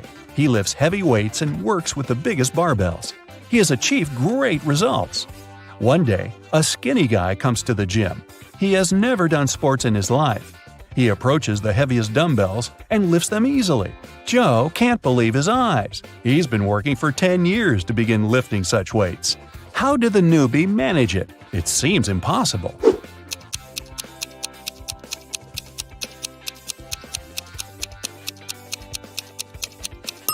The new guy is actually a robot. There's a wire connecting him to a wall outlet over there, see? And at the far end of the hall, a man is holding some gadget. He must be controlling the robot. It's snowing.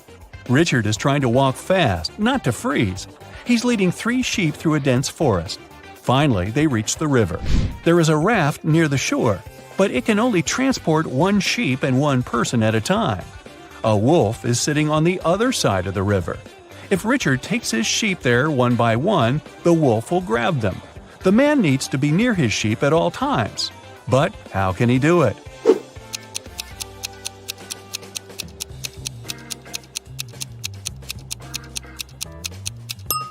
It's winter and the river is frozen. So let's check scores. 0 to 3 points. You need more practice. But I'm sure you feel motivated now, so you'll be more attentive cracking riddles in the future. 4 to 7 points. Not your best result, but not the worst either. You know what to strive for. 8 to 11 points. Not bad. The main thing now is to sharpen your skills. 12 to 15 points. Congrats! You've got a high score, so you can consider yourself a quick-witted person. I've prepared an animal test for you. I'll show you a picture, and your task is to say which animal it is. Sounds easy? Let's see. Don't forget to keep score, and in the end, we'll show you how well you did. We'll start with something easy, and then it'll get harder. The first one, this animal. Who is it? What do you think?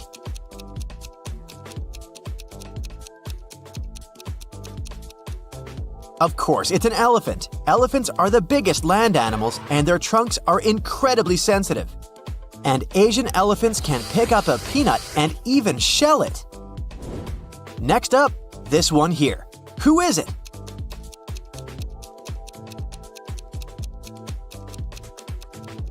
This one is for sure a turtle. Did you know that it's not DNA that determines the gender of newborn turtles? It's the temperature in the nest. If the temperature is cool, the hatchlings will be male. If the temperature is warm, the hatchlings will be female. Who do you think this cutie is?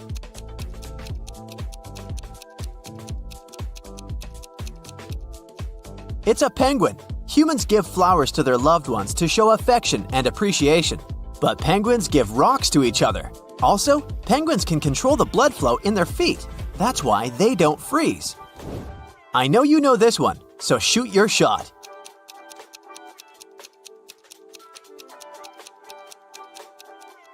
Of course, it's a squirrel.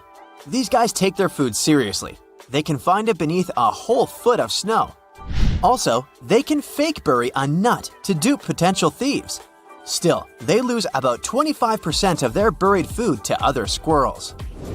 What about this animal? Do you recognize it?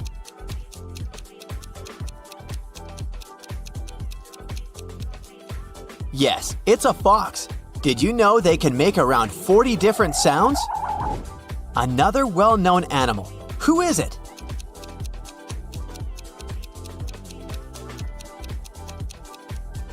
It's a giraffe. Their coat patterns are unique. There are no two giraffes with the same pattern. Also, they only drink once a few days, even when the water is nearby. What is this animal?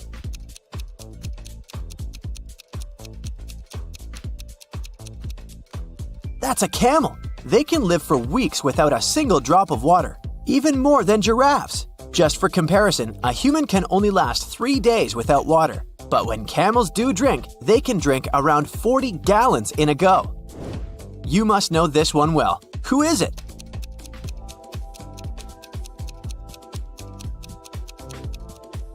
It's a hippo, of course. They really love grass and can eat like 80 pounds of it in one night.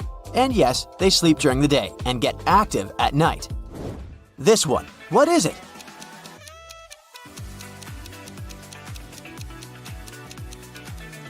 That's a rhino for sure. Turns out, rhinos have quite poor eyesight. If you stay 100 feet away from them and don't move, they won't see you.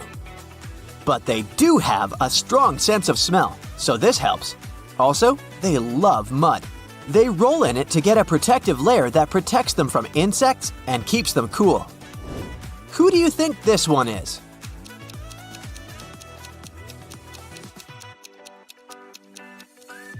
It's a skunk. Did you know that they are immune to snake venoms and can even eat dangerous snakes? What about this cute animal? Do you recognize it?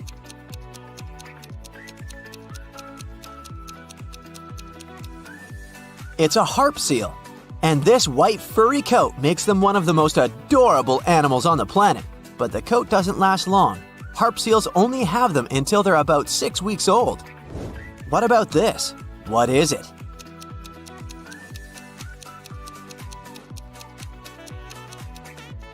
It's a scorpion. These guys are actually older than the dinosaurs. Also, they can live a year without food, and they glow in the dark. What about this big guy? Do you know who he is?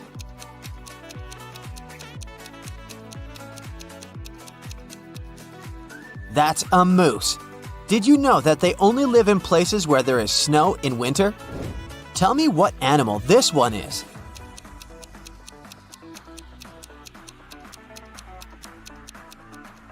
It's a wolf. Turns out they're born completely blind and deaf. Of course, later it changes. A grown wolf can hear what's going on 6 miles away. Also, they have around 200 million smell cells. What about this animal? Do you know what it is?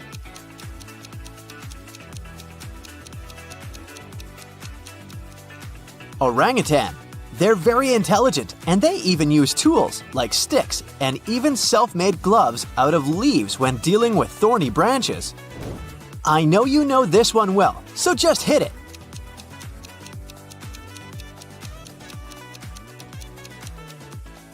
This is a meerkat.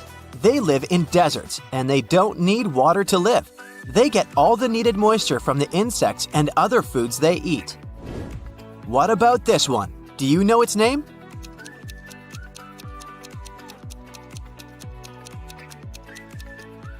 Tasmanian devil. Their bite is so hard that they can crush bones. They also like to scream loudly, and they do that to scare off other animals. And a fun fact, they store their fat in the tails. Next up, this one. Who is it?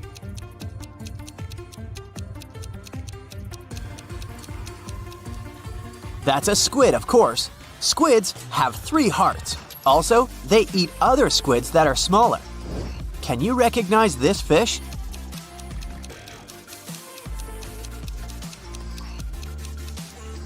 It's an electric eel. Their shock is so powerful that it can knock off a horse. Also, they have poor eyesight, so they have to release a weak electric signal to navigate. What do you think this cute animal is?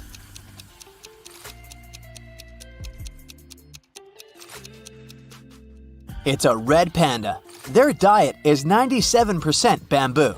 The other 3% include eggs, flowers, and small mammals. What do you think this is?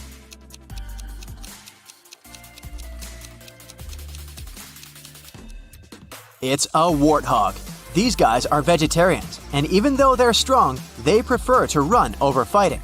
Also, they enjoy being groomed, so they allow monkeys to do that. Okay, here's the next one for you. Does it look familiar?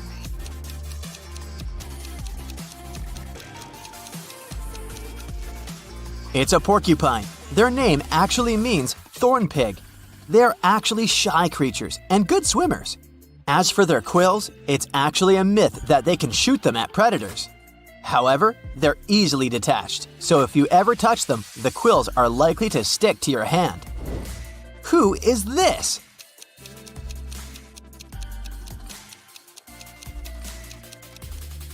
It's a groundhog.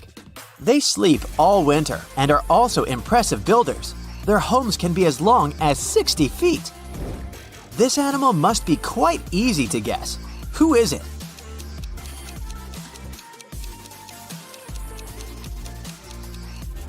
Of course, it's a platypus.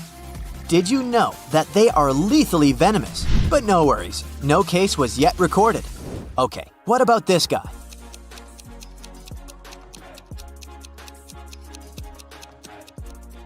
This is an aardvark. He's actually the first word in an English dictionary. They live on the African continent, and they don't walk fully on their feet, just on their toes. Next up, this one with crazy eyes. What's your call?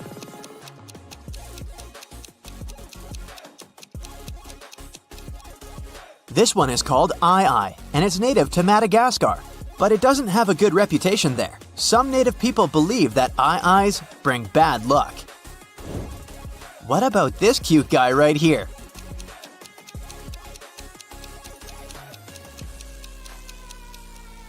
That's a prairie dog. Don't let their cute looks trick you. They're quite fierce. Also, they are very intelligent and have advanced vocabulary. Not only can they warn their buddies that a human is approaching. What about this bird?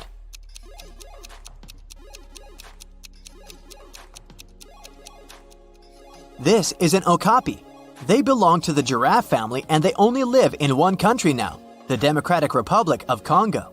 Humans only discovered them a bit over 100 years ago, in 1901. No, it's not a Pokemon, it's an actual animal that exists in real life. What's it called?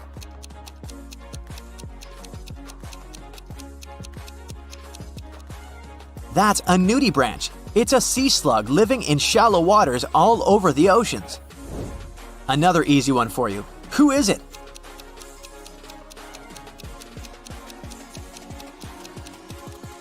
Yes, it's a mink.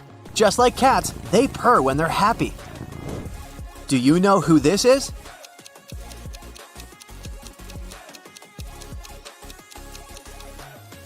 That's a margay. No one knows for sure how many of them there are globally. What's this cute animal?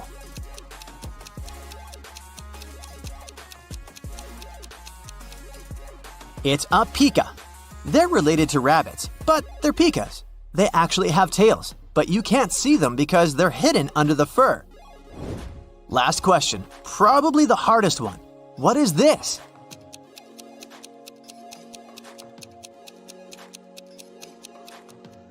It's called a tardigrade. It's a microscopic animal that's been on Earth for 600 million years and have survived through the Earth's all big 5 extinction events and will likely survive any apocalypse. So, how many did you get right? Let me know in the comments. Ever wondered if you're a musical genius? With this test, you'll be able to figure out if you're the new Mozart or if you're in desperate need of some music lessons. Grab your headphones and good luck! For starters, we'll be measuring your pitch knowledge. If you're the type of person that sings out of tune to your favorite songs, you'll learn a lot from this. But if you're pitch perfect, well then just go join a musical already. You'll hear 2 notes played one after the other. Can you tell if the second note is lower or the same as the first one?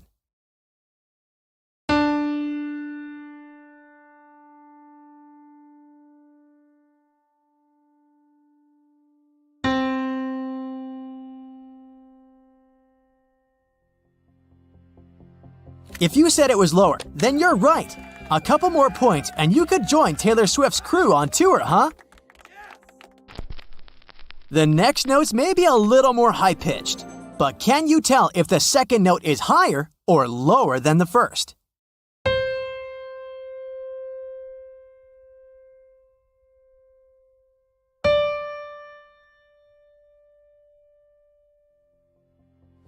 Did you say higher? Then you got it right. Okay, so this one will get a tiny bit harder. You'll hear two notes separated by a 5-second gap. Can you tell if they're the same or different?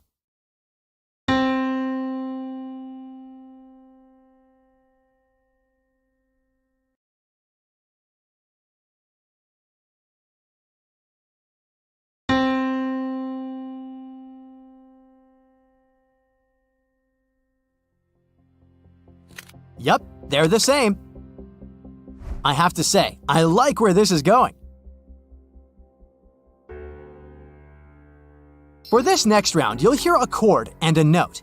If you don't know the difference between the two, just keep in mind that a chord is made up of multiple notes.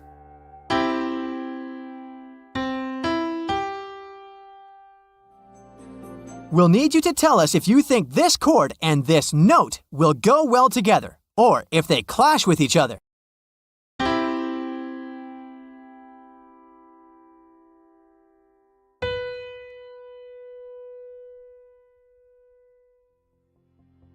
I'd say they go really well together, right?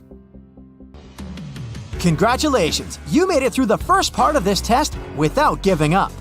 That sure says something about you, huh? But before we move on to the second part, let's bring some sound-related trivia. What's the animal with one of the highest hearing capabilities?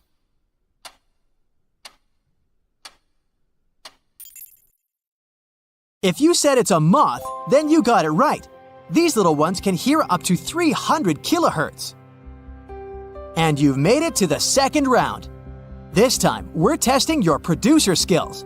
Like any good musical producer, you need to master harmonies. So, right now, you'll hear a scale and a note. We need you to assess if this scale and this note will match well together, or if they don't fit at all. Here it goes.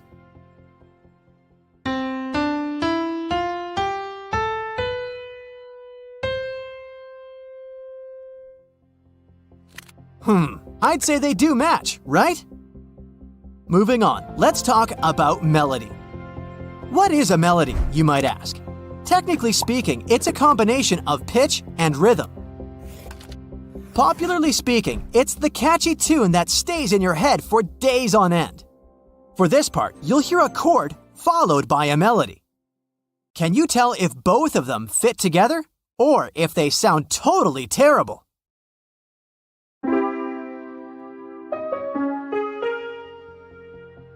Oh my gosh, I've never heard anything worse in my life. Just kidding, of course I have. But the answer is no, they don't fit together. Okay, this one is the same as before. Does this melody fit with the chord, or do they clash?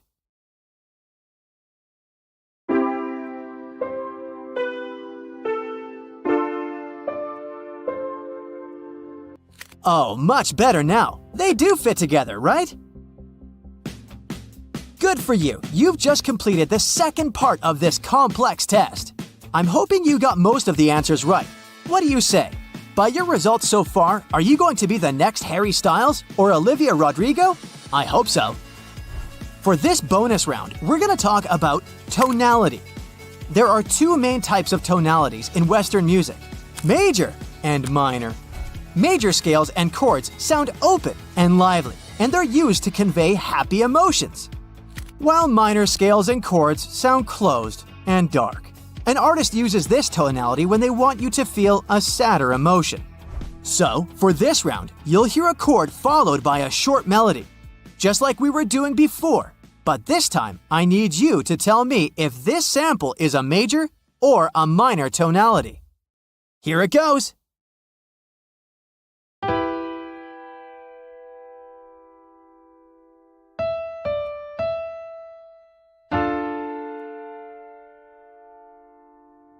Wait, is that a sample from an Adele song? It's definitely a minor tonality, right? It conveys a sadder, more intense feel to it. Okay, let's move on, shall we?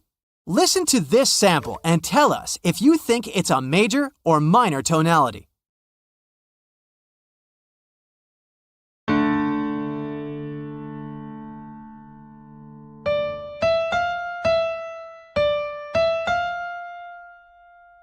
Ah, this sounds happy, so major it is. Since we're here testing for musical geniuses, this next round will get a lot tougher. You see, musical melodies have something musicians call dissonance and consonance. You can think of it as a question and an answer.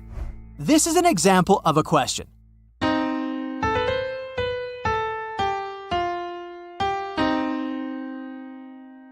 While this would sound more like an answer.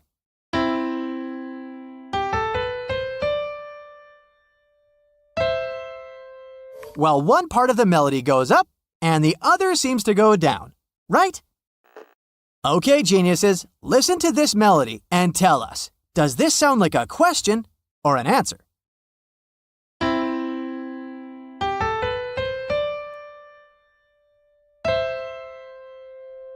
Yikes, this was hard. If you said it sounded like an answer, then you nailed it, Beethoven. Let's try this one for a time. Can you tell if this melody sounds like it's resolved, like an answer, or unresolved, like a question?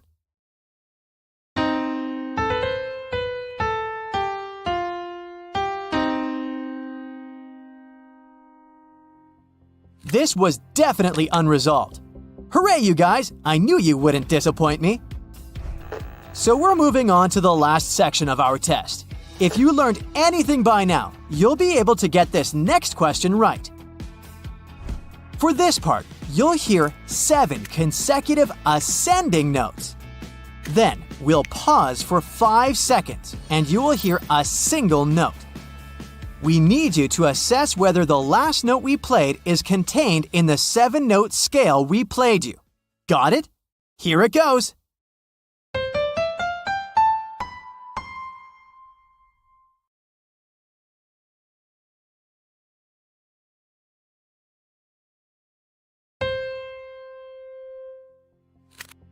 If you think it was contained in the 7-note scale, then you got it right. And you definitely have an amazing ear. Let's do this once more. Listen to the scale and assess whether the last note is contained in the scale.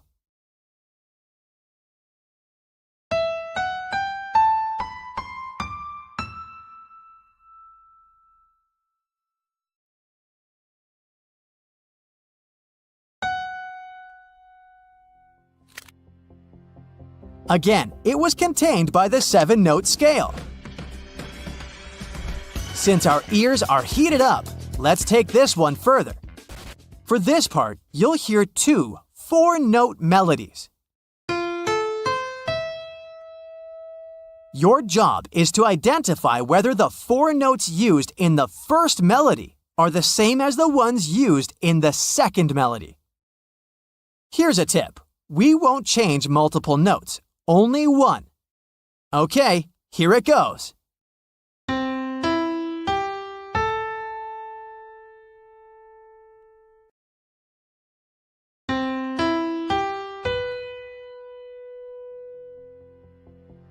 If you identified that the last note was changed, then you got it right. Same thing here. Listen to both melodies and tell us if they're the same, or if one of the notes was changed.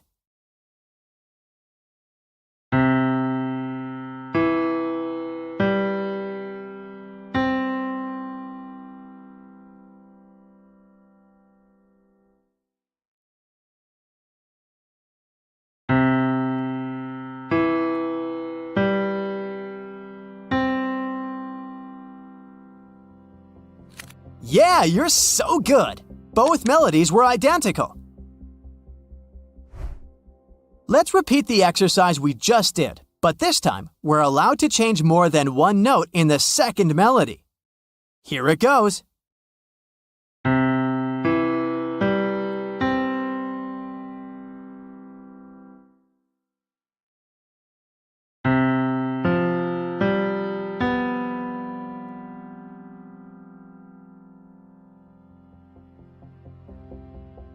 So the second and fourth notes from the second melody were altered, right? I have to say, if you got those last ones right, you definitely are a musical genius. Before we head on to our last bonus round, let's count your points. If you got 90% or plus correctly, then you're definitely the next Mozart. If you got between 70 and 80%, then you have a sharp ear, but still, you need to work on it a bit more. If you scored between 50 and 60%, what can I say? Does anybody got a contact of a music teacher here? And if you scored below that, do the whole thing again, will ya? And now, for the great finale, I give you the world's best ear test. Great musicians have to have great ears. So let's check where y'all are currently standing in the frequency spectrum. FYI, an average person can hear from 20 Hz to 20 kHz. Here's how this will work. We'll travel across and beyond the human sound spectrum and play some sound frequencies a human ear usually can't perceive. As soon as you begin to hear the sound, pause the video. Check the number on the screen. Ready? 3, 2, 1, go!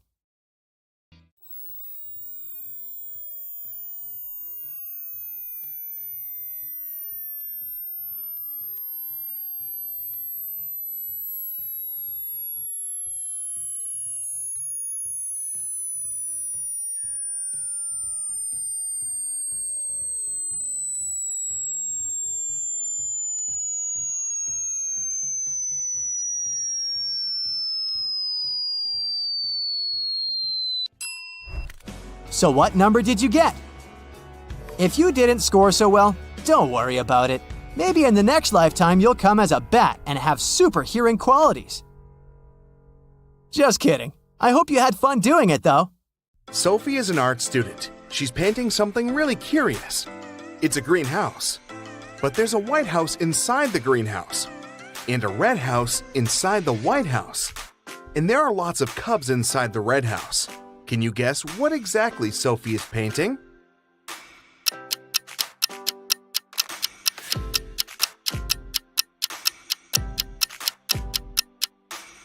She's painting a watermelon. It has a small white layer inside the green one. Also, its pulp is red and full of seeds. Sophie is walking down the school hallway and meets her best friend Paul. There's a huge stain of red paint on his stomach. Sophie asks him, "Paul, what happened here?" Paul replies, "I was walking to the classroom, but suddenly some mad students sneaked up behind me and splattered paint all over my back. And then he just teleported like a superhero." Sophie says, "Stop fooling around," and leaves. Why?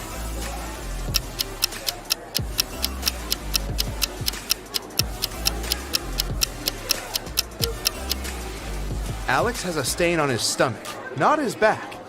Therefore, it's a fake story. Sophie and her classmates are drawing a still life, but one of the students is an imposter. Can you guess who?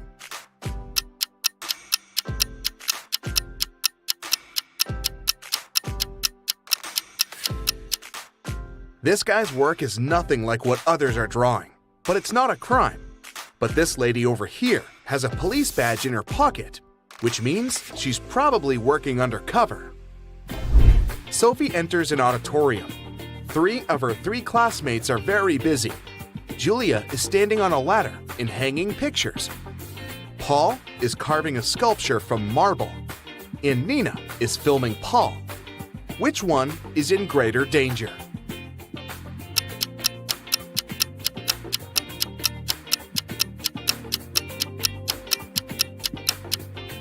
Nina, the sculpture is cracked and it's about to fall on her.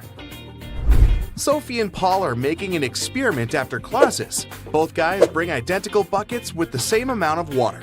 But the temperature of Sophie's water is 25 degrees C, and the temperature of Paul's water is 25 degrees F. Simultaneously, they drop a coin into each bucket from the same height. The coins hit the water at exactly the same time. Can you guess which coin should touch the bottom first?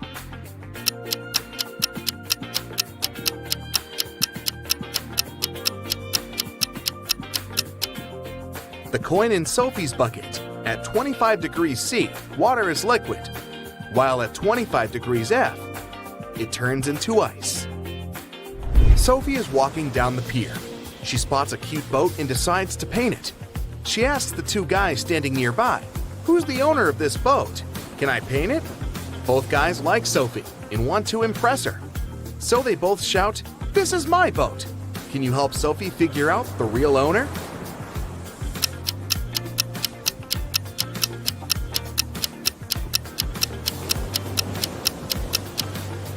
There's a blue jacket on the chair in the boat that matches the pants of the guy on the left. So, he's the owner. Sophie has painted a beautiful picture, and the boat owner wants to buy it. He gives her a box with gemstones. All but 2 are blue, all but 2 are green, and all but 2 are red. How many gemstones are in the box?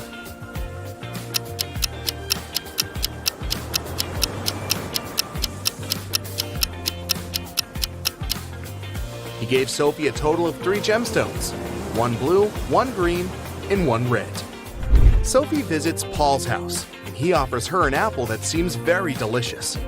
She can't resist, but after taking a bite, Sophie finds a worm in the apple. Paul apologizes, but Sophie says, "Don't worry, it could be even worse." Can you guess what could be worse?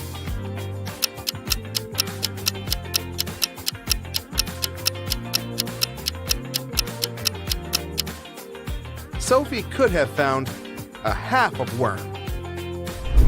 The next morning, Sophie enters the classroom. She sees Nina claiming that she had painted this portrait. Sophie gets furious and says, "You're a liar! It's my work!" Can you spot the real author?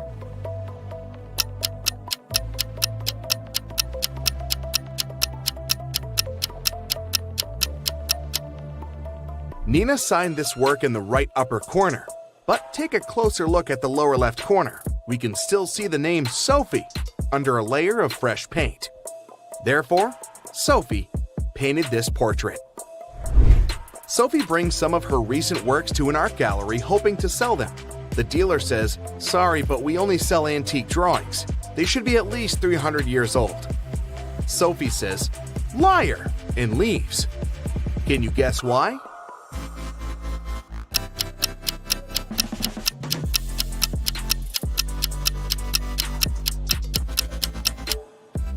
Take a look at this painting. This elegant medieval lady has a sports car parked in her backyard.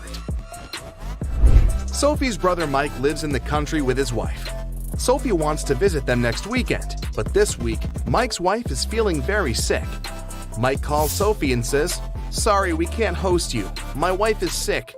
She might have appendicitis." Sophie replies, "This can't be true.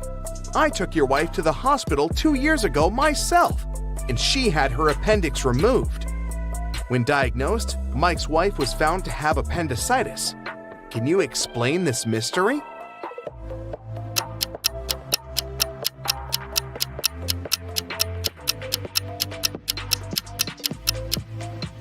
It's possible because Mike had remarried and forgot to tell Sophie. Sophie is heading to the classroom and finds her art teacher, Mr. Wolf, unconscious on the floor. She takes him to the hospital. According to doctors, he has a severe allergic reaction. But Mr. Wolf insists that he hadn't eaten anything all day. Sophie interrogates everyone who was around Mr. Wolf that day. The cleaning lady says, "I wash the class in the morning. I only use organic and allergy-friendly products." Nina says, "I was painting vases in the classroom all day. Mr. Wolf was there too, but I didn't see him eating any food." And Paul says, "I saw Mr. Wolf in the library early in the morning. He was looking perfectly fine." Can you guess who caused Mr. Wolf's allergy?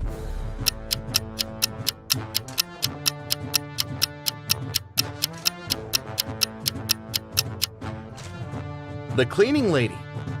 Although she used allergy-friendly products, she put the pencils in a jar with paint remover while cleaning his desk. Later that day, Mr. Wolf took one of these toxic pencils, chewed it, and got sick. Sophie returns back to the art school to prepare an exhibition. She's standing at the center of a ladder, preparing to hang a poster on the wall. She climbs up 6 steps, but suddenly the ladder begins to stagger, forcing her to come down 10 steps. Sophie asks Paul to hold the ladder and climbs 18 steps to the very top. Can you count the total number of steps on this ladder?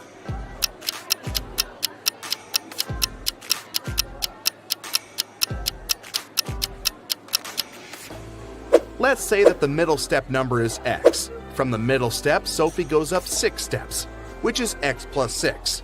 Then she goes down 10 steps, and she's now at x minus 4.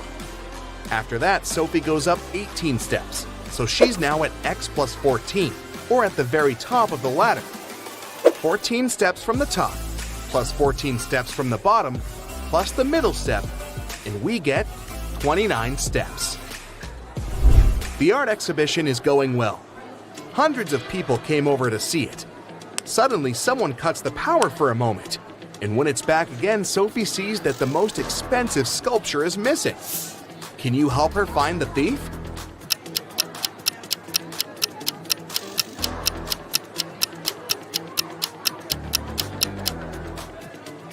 This elegant lady on the left.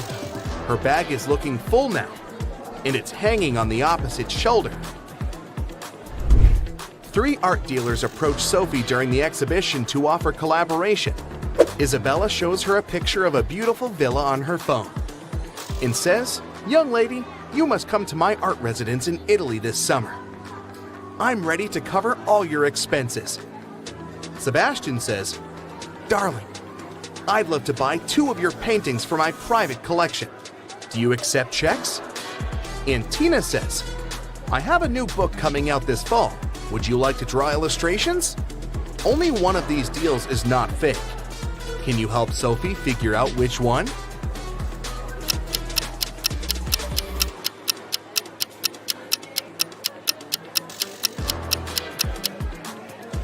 There are Hollywood Hills in the background of this villa, so it's definitely not in Italy.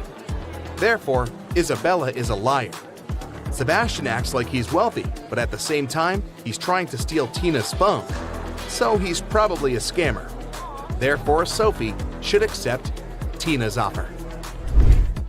Sophie gets her first salary and goes to the jewelry shop to treat herself. The shop owner, Maya, complains, "There were several thefts in my shop this week." Sophie offers to help find the thief. First of all, she watches security camera videos. Very soon, she spots who is stealing the jewelry. Can you see him or her too?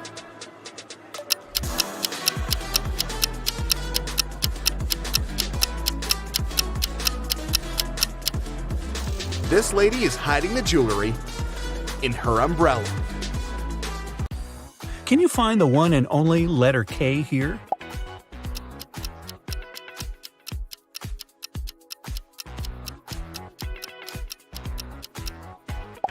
Yay, that was easy. How about this one?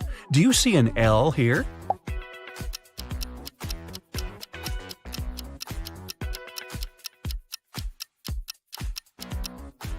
There it is. Now, find the only G in this mix.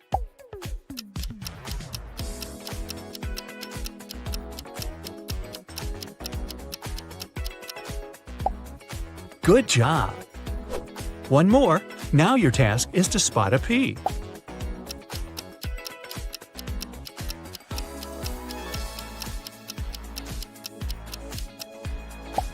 Bingo! It's hiding between 2 T's.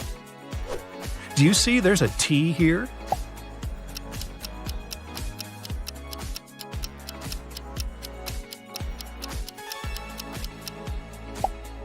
Got it! Let's try it with numbers. Can you see a 5 here?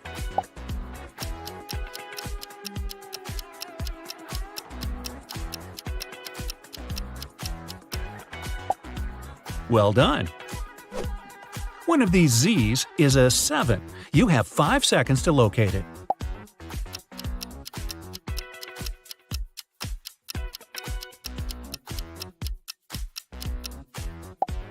There it is. Back to letters. Can you find a Y among these X's?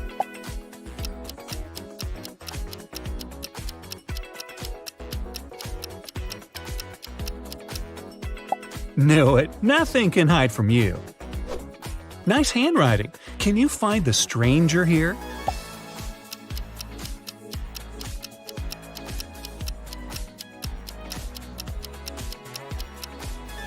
It's a bee.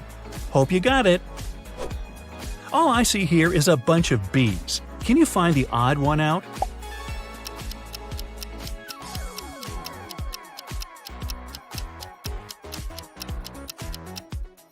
Ah, it was a P right here.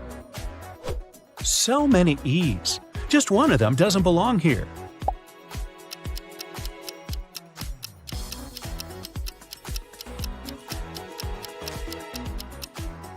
Sure, it's this letter here, which is an F. I saw a few of those in school. All these letters are G's except for one. Can you find it?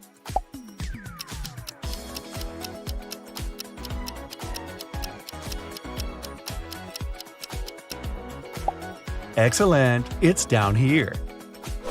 One of these emojis looks more surprised than others. You have 5 seconds to tell which one.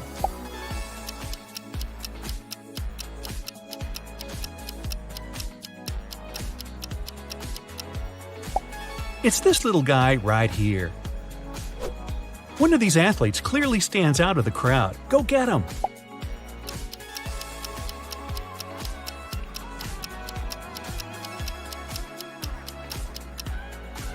Oh, just one of them is a guy. Can you hear all that buzz? One of these bees must do it its own way because it looks different.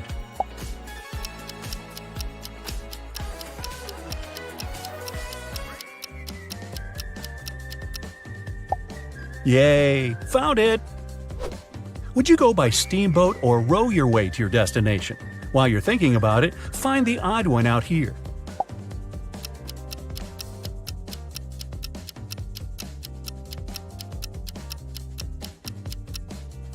This looks like a cruise liner, so it doesn't belong here.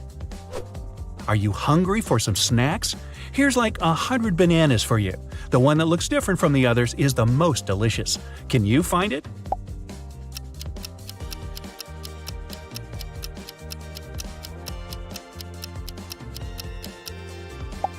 Yep, so yummy. You're doing so well here, you deserve some fireworks in your honor. Can you tell which of the emojis is the odd one out?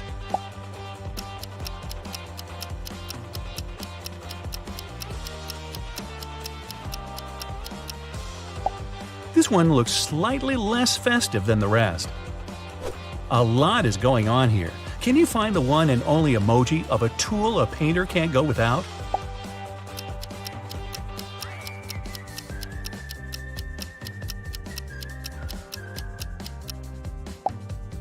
Thanks, you just helped him out. I'm getting hungry for some soup. Will you please find it in here?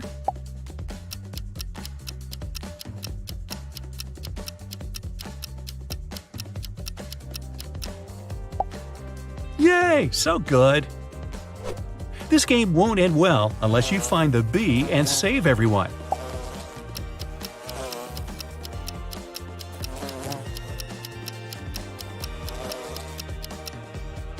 Come here, little thing.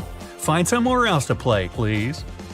It's the holiday season, and I really want to put a pink ribbon on that gift box. Will you help me find it?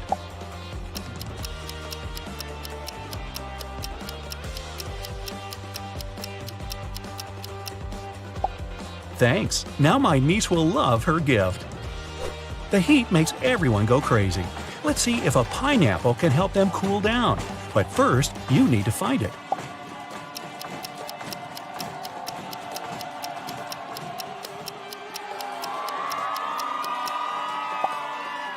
There it is. Good job. Looks like it worked. Now, can you spot a bunny in this frozen landscape?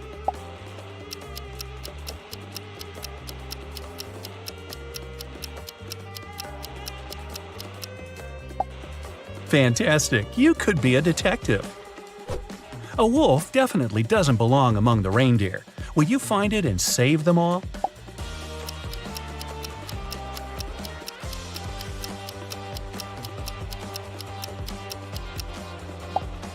Yay! Now they can go on with their business. A polar bear got caught up in the ice and can't get home to the little bears. The rescue crew can't see it from the plane. Can you help them out?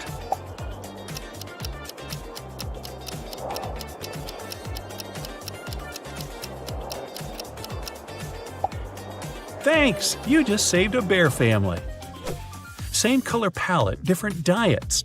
Let's find and get the white tiger out of this zebra herd.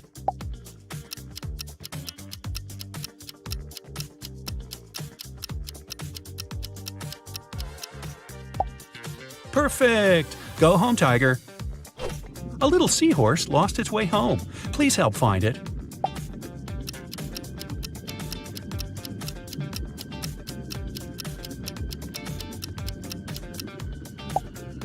There it is. Attention! A bear managed to get too close to cows. Only you can save them all.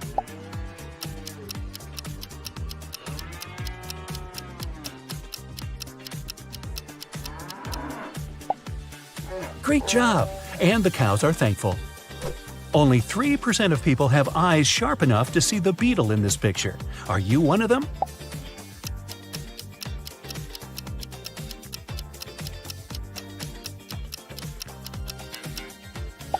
In case you found it, congrats! You're so special. Can you spot a little crab here?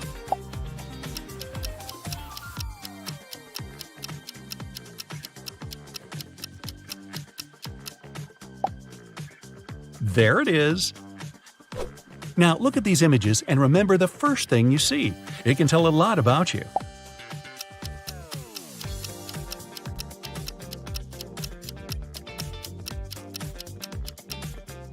If this one looks like a field with a river running through it to you, you're a well-balanced and realistic person.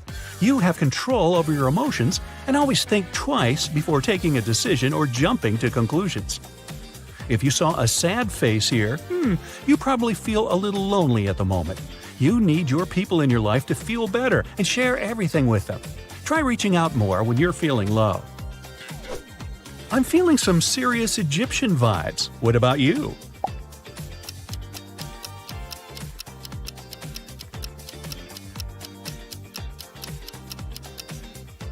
If you clearly see two beautiful ladies here, you're a responsible person who always takes care of everyone's feelings. You never let a friend down or finish a task late than the due date. Try doing something fun every now and then to take off some of that responsibility. If the first thing your brain decodes here are two birds, there's an older person in your life who is an unquestionable authority to you. You always ask them for advice when you need it and follow it because you respect their opinion and wisdom. How many columns do you see here?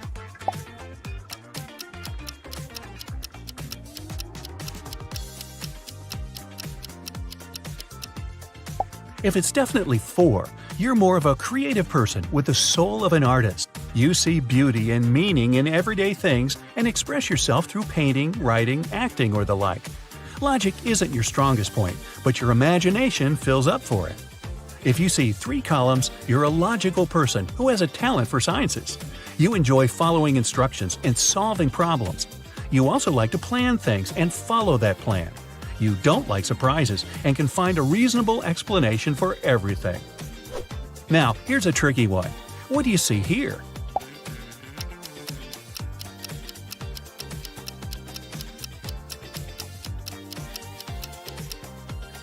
If it's 2 faces of older people to you, family is your biggest value in life. You can't spend a day without your loved ones, and their happiness is everything to you. If you don't have your own family yet, you can't wait to start it and give it your all. If you see a room filled with 2 musicians in it, your career is your top priority. It's important for you to express yourself and get the attention and respect of others. You like to try new things and never stop growing. In case you saw a vase here, it's important for you to surround yourself with beauty. You appreciate comfort, and it's not just about the interior. It's also your inner balancing energy that others can feel. You like making this world a better place. The animal you like best can tell a lot about you, if only it could talk. So choose your favorite and learn your superpower. Leopard. If you're fascinated with these beautiful wild cats, you probably dream of living an independent and authentic life. You feel great spending time by yourself. So when it comes to friendship and romantic relationships, you have very high standards. In public, you shine bright like a diamond with zero effort. You'd make a great stylist, designer, or business owner because you like competition and have a great aesthetic taste. Maybe you don't show it, but deep inside you love risk and adventures. Your superpower is your courage, grace, and natural magnetism. If you feel like your life currently lacks bright colors and new experiences, follow the example of your favorite animal. Chase your real dreams like a wild cat on the hunt, gracefully and patiently. Hair. People around you probably think that you're even cuter than a hare. Vulnerability is your superpower. Friends can always count on your warm hugs and support. You're probably a welcome guest at any party because you radiate coziness, peace, and acceptance. You do it effortlessly because you feel happy when you make others happy. Seems like you were born to help others, so you'd make a great doctor, psychologist, social worker, and so on. Some people may take advantage of your kindness, though, so maybe it's time to show your teeth and defend your boundaries, or learn to feel danger in advance and run away just like your favorite animal. Fox. If foxes are your favorite, you have mysterious charisma and charm that intrigues other people. You have a nose for psychological manipulation, which is why others have to earn your trust. If someone manages to become your friend, you cherish this person and build a special connection full of humor, passion, and encouragement. You like to surround yourself with people as unique as you are and enjoy discovering new talents. You'd make a good music producer, event manager, or art expert because of your natural firework vibes. You don't seek adventures on purpose, but it seems like adventures are seeking you. Some may say you get away with everything, but you just have the talent to see opportunities and grab them. Giraffe. Giraffe is the choice of an authentic and creative person. Looking at common things from unexpected angles is definitely your thing. You keep surprising people around you with your bright self-expression. They just can't figure you out. Boredom is your worst nightmare, so you probably have plenty of hobbies and interests that are different from the mainstream. You could become a wonderful inventor, traveler, and discoverer and bring great benefit to society with your new ideas. Unlike most people, you are not afraid to look ridiculous and funny. I also get that a lot. It lets you open doors to completely new possibilities. People feel grateful for your bravery and love you unconditionally. Wolf. If you like this animal, your superpower is your determination and high intelligence. Unlike most people, you aren't afraid to face your dark side.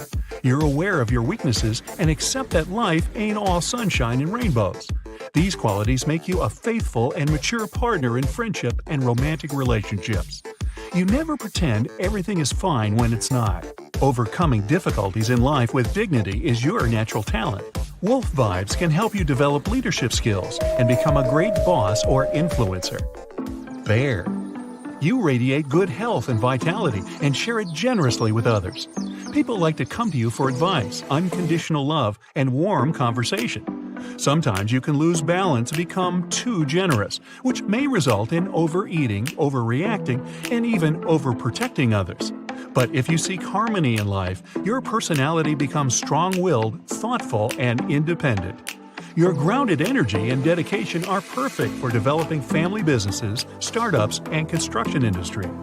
Just like bears, you have active periods when you feel energized and passive moments when you need to hide in your den, get some sleep, and recharge.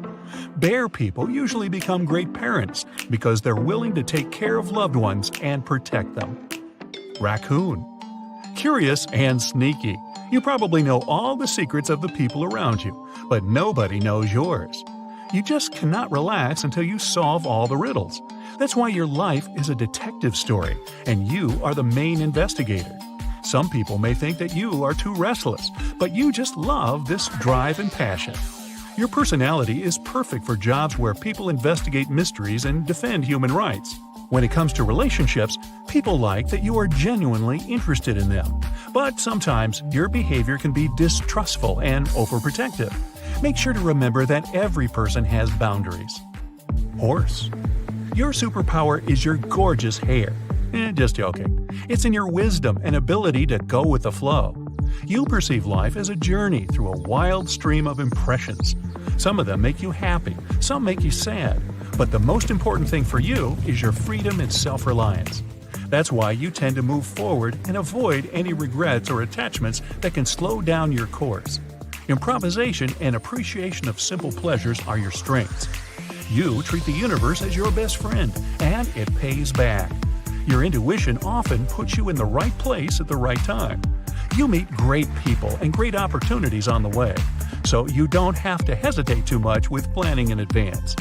A career in the field of tourism or hotel business and all sorts of travel adventures is a good choice for your dynamic spirit. Snake. If you are fascinated by snakes, you're probably a highly sensitive, wise, and conscious person. Your superpower is the ability to feel the wind of change. Just like your favorite animal changes its skin, you regularly transform your personality and share updates with other people. Talking to you has a healing effect and inspires others. After talking to you, your friends often change their lives very rapidly. This is because you can notice details that most people ignore and open doors to a deeper understanding of life. Snake people can be great life coaches, psychologists, and financial analysts. You also have a great sense of humor and good taste in art and music.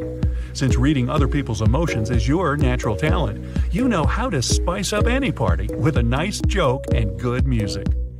Hedgehog. Thick skin and confidence are your superpowers. You deal with difficulties with patience and passion like a warrior. Feeling sorry for yourself and complaining is definitely not your thing. It's important for you to always keep your word and never give up. That's why friends and family perceive you as an island of stability in this chaotic, unpredictable world. You'd make a good professional athlete, pilot, astronaut, or company president. Your attitude may lead you to overwork. You don't have to carry the world upon your shoulders all the time. Just stay in touch with your kind and gentle soul that is hidden under your armor, and don't be afraid to show it to other people. Hedgehogs are nocturnal creatures, and you probably feel more energized and inspired in the nighttime. So make good use of this time. Monkey. If your choice is a monkey, you have a natural desire to explore the world and move through life with joy and laughter. Optimism is your second name. Even the saddest person on the planet will begin to smile next to you. Wherever you go, you uplift other people.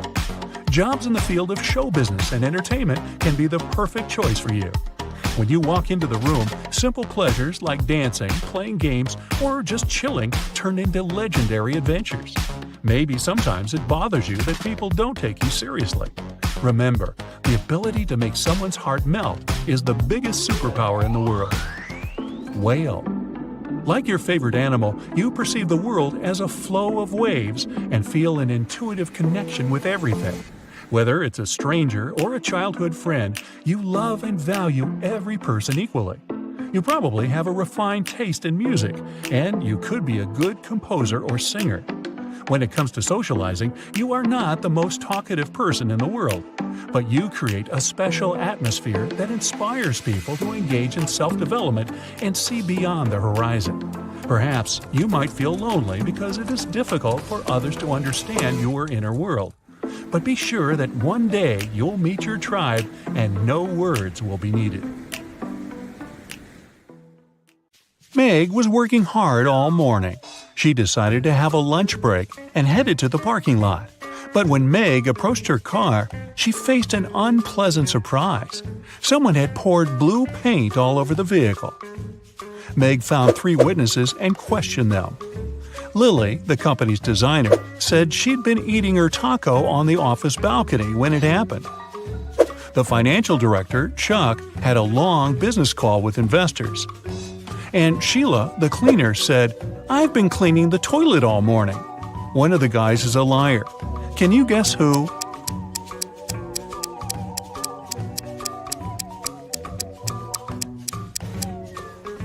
Lily. There's an unpacked taco on her desk. Also, her hands are stained with blue paint. Yeah, that's a pretty big clue there. Meg's best friend, Rosie, invited her to a birthday party. In the evening, Meg went to the kitchen and saw Rosie unconscious on the floor. She called the police and they arrived very quickly. There are 5 people in the house. Their names are Peter, Kelly, Dan, Phil, and Donna. Each one is a close friend of Rosie. Officers searched the space and found these 3 numbers on the floor. Rosie wrote them with her lipstick before passing out. After seeing this clue, officers arrested one of the guests. Can you guess who?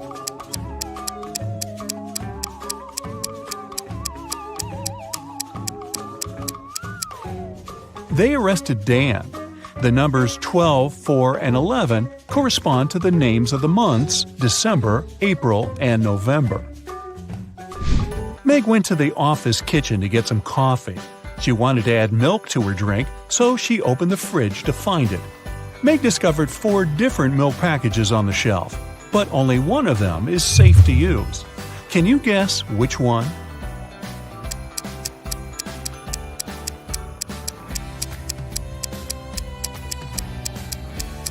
The first milk is very swollen, which means it has turned sour. A note on the second package says, "Stay away."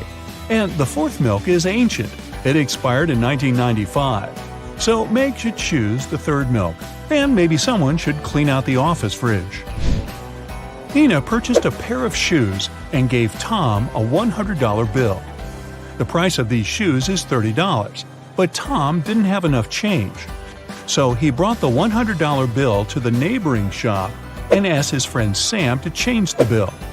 Then Tom returned to the shoe shop and gave Nina $70. Nina took the change and the shoes and left. Later that day, Sam brought the $100 banknote back to Tom. He said, "This bill is fake. Give me back my money." Tom had to use his own money to return his debt to Sam. So, how much money did Tom lose?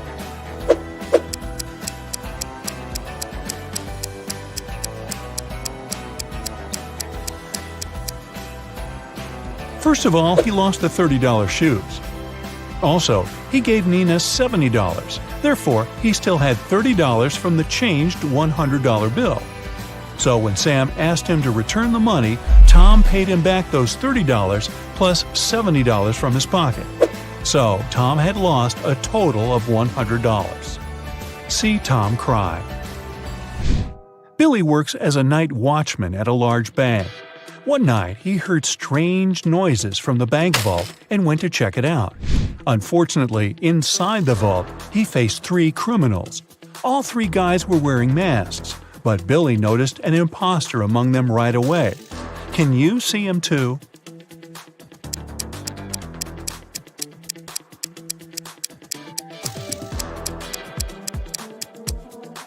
The guy on the right doesn't have gloves. This way, he would have left his fingerprints all over the place. So he's probably an undercover cop. Bella is a famous blogger. She took this picture during a running contest and posted it in her stories. Her followers commented that one of these guys is playing unfairly. Can you guess which one?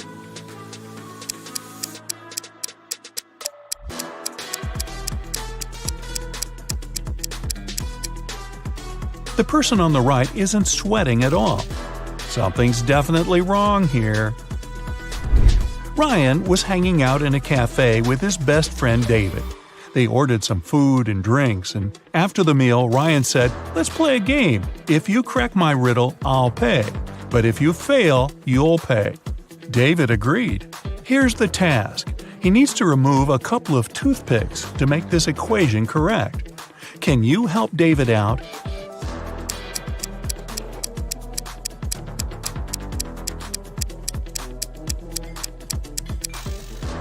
Here's the solution.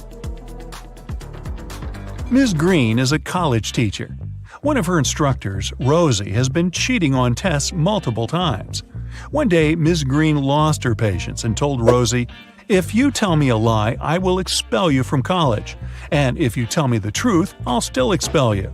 So what do you say? What can Rosie say to prevent her withdrawal?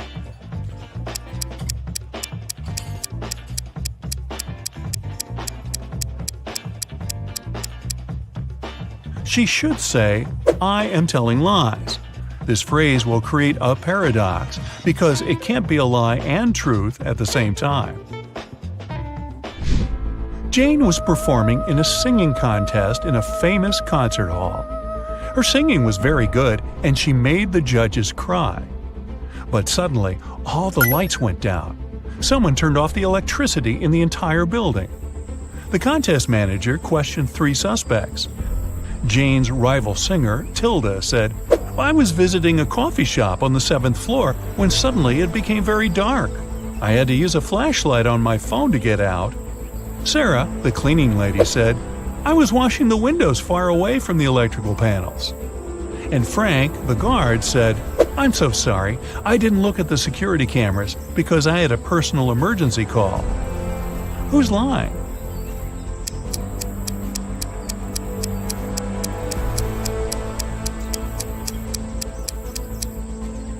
Tilda. This concert hall doesn't have a 7th floor. Peter landed in a foreign country. He opened a taxi app on his phone to get to his hotel. Unfortunately, the app didn't work, so Peter just went outside, hoping to find a driver. At the parking lot, he noticed 3 free cars. All 3 drivers were eager to give Peter a ride. Which driver should he choose?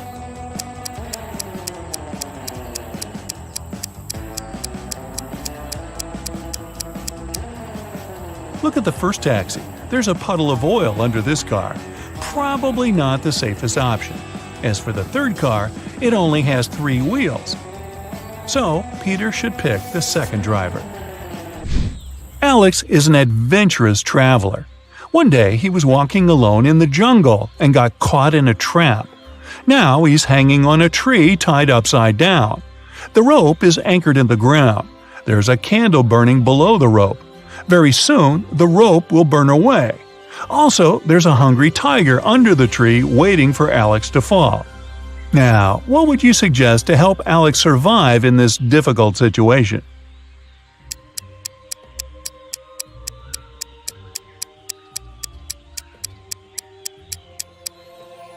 Alex should sing the happy birthday song. The tiger will blow the candle out to celebrate, and Alex will get a chance to escape. Now, don't complain to me, I just read these off the script. Mia came home from work late at night as usual. She lives with 3 roommates. When Mia entered her bedroom, she noticed someone had stained her favorite carpet. Mia got furious and questioned her roommates. Jessica said, "That's not my fault. I've spent all day chilling in my boyfriend's house." Helen replied, "Today I entered your room only once to bring clean laundry. The carpet was okay." And Fiona said, "I haven't been to your room for ages. I studied in the library all day." Can you guess who stained the carpet?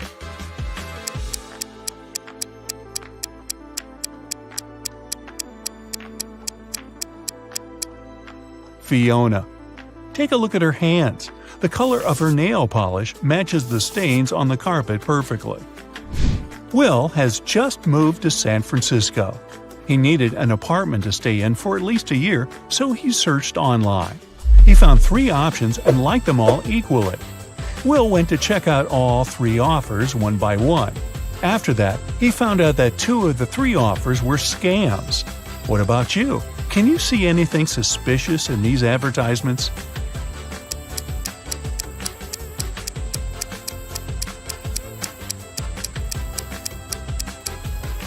Take a look at the sign on the second house. It says that this house will be demolished in 2 weeks. But Will was searching for long-term rent. The third apartment is on the 8th floor, but that's impossible because this building only has 7 floors. Therefore, Will should choose the first option. Someone locked Henry in a creepy basement. He looked around and noticed 3 ways out, but all of them were dangerous. The first passage is freezing. Anyone who enters it will turn into ice. The second is guarded by a huge cougar that hasn't eaten for 3 years. And there's a massive fire behind the third door. What passage should Henry choose?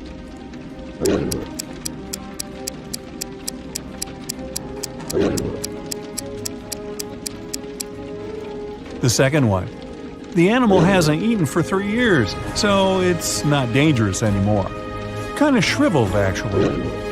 Hey, are you an expert in brands? Choose the correct logo and get 1 point for each right answer. Level. Easy peasy.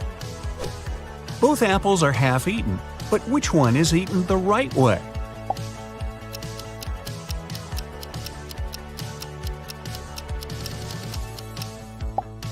Ah, I see. I start eating apples from that side too. Can you figure out which one is the NASA logo?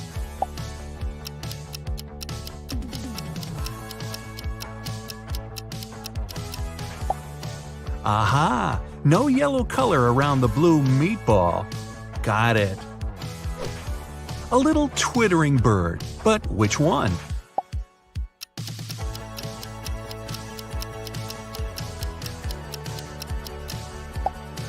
Yeah, because the one on the left looks too fluffy.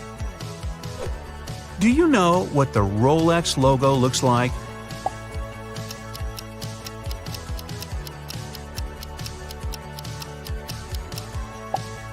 This crown definitely looks more natural. The crocodile on the left or the crocodile on the right? That is the question.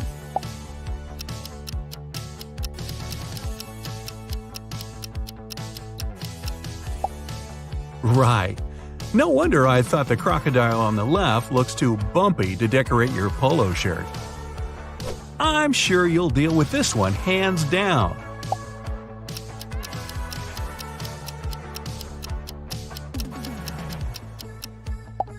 And of course, the real Adidas logo is on the left. I won't give you any hints, but I know the answer. Nee, nee, nee, nee, nee.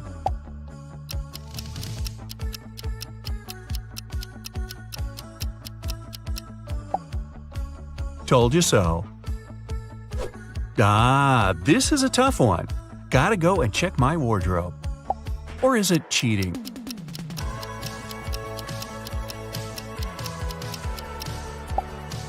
So, Puma's big feline is jumping to the left. Ah, good to know. Something is off with one of these logos, but you gotta puzzle it out on your own.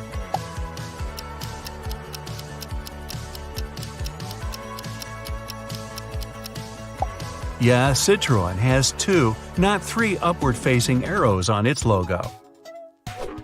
Ah, this one is simple.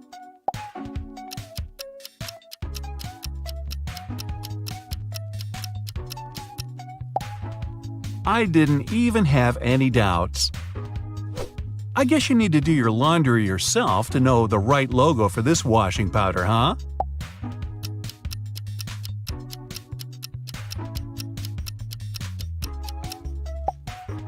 So, green at the top, red at the bottom. Got it. So, which logo looks more familiar?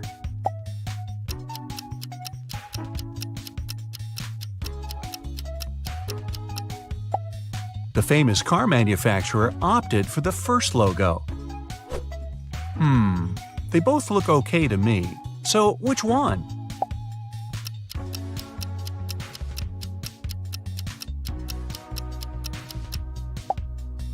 Less red, more blue. I see. Level? Tricky. It's a pity I'm more of a tea person.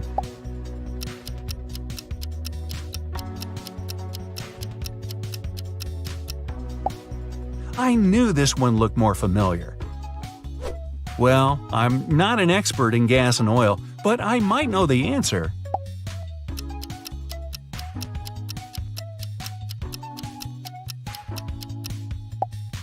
And I was right. This one is indeed tricky.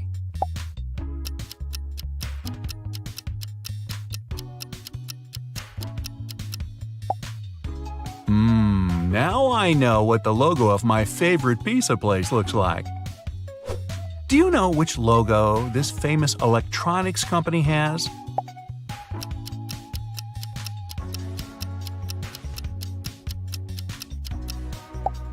Oh, it was a lucky guess. The difference between these logos is tiny, but one of them is wrong.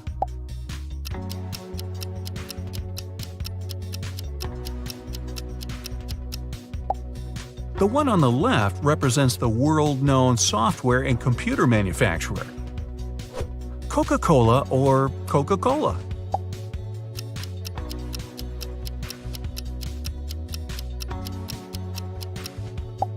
And the answer is Coca-Cola.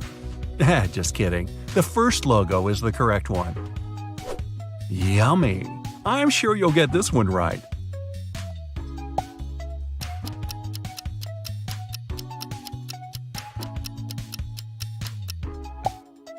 Uh-oh, I thought this logo was a bit wavier. Now, we'll find out how often you watch MTV.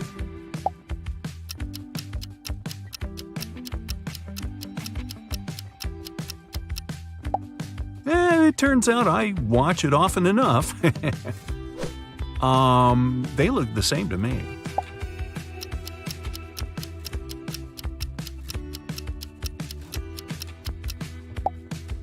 Oh, I see the difference now, but it's too late. Duh.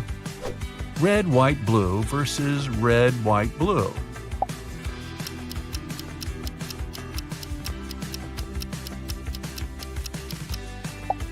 Tough choice. If you pick the logo on the left, you're absolutely right. I'm not sure about this one. Do you know the answer?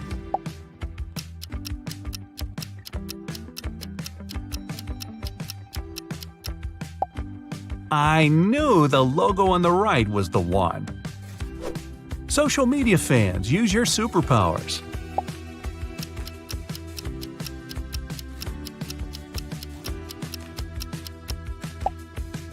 Who would have thought? I'm not an Insta person.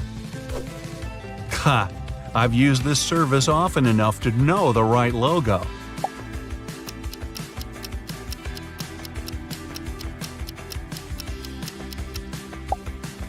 It's the one on the left. Level mind-boggling. Wow, they weren't kidding about mind-boggling.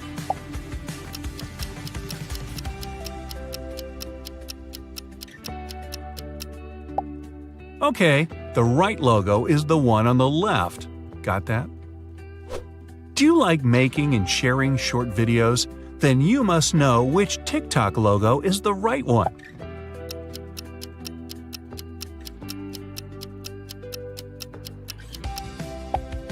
Did you pick the one on the left? Then you totally nailed it. How often do you eat burgers? Let's check.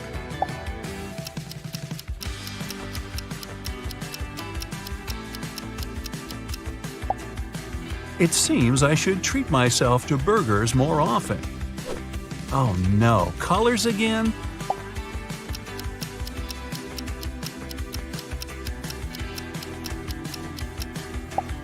Wow, that was a tough one.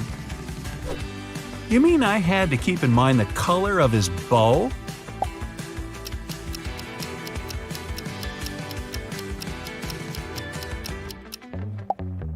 Apparently, I'm good at distinguishing colors. Was your guess correct? I've been to Subway hundreds of times. Never knew their logo can be so confusing.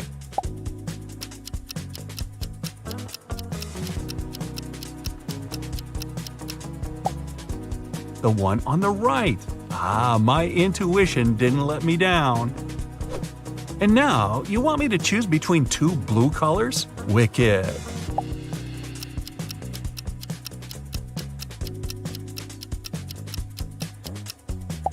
First, the darker blue, then the lighter. That's the right logo.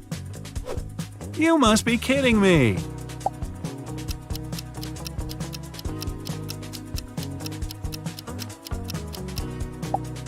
The logo on the right seemed more familiar, and no wonder, it's the correct logo. Wait, are they even different?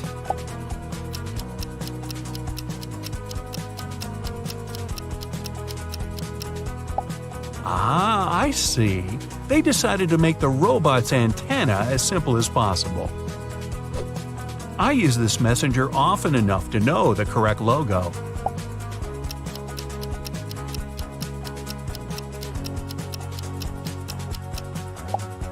Oops.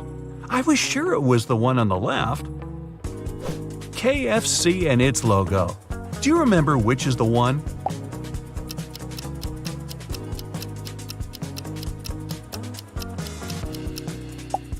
It's the logo on the left. Look at the apron and the stripes on it. Wide stripes or thin ones?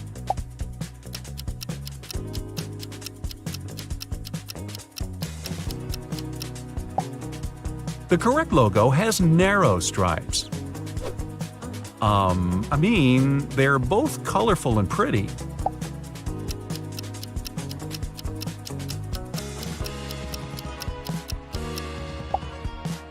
I cheated by Googling the Google logo. No pun intended. Are you ready to see how well you've done? Here you go. If you've got 0 to 13 points, you probably don't pay much attention to brands. The most important thing for you is how well whatever you need works. If your score is 14 to 26 points, you often buy branded things, but you don't care enough to remember what their logos look like. If you have 27 to 39 points, brands and logos are likely to play an important role in your life. You also have a sharp eye and pay close attention to the smallest details. They say seeing is believing, but is it really? Optical illusions have a mind-boggling way to trick our brains. They use a combination of color, light, or particular patterns that can make us see things that aren't there. Today, we're taking our brains for a test drive and seeing how these illusions work. Let's start easy. Behind all of these little black dots, there's an image. Are you part of the 1% of people that can see it? It's a minion. Congrats if you spotted that. Here's another one in this style. Can you see what's hidden here?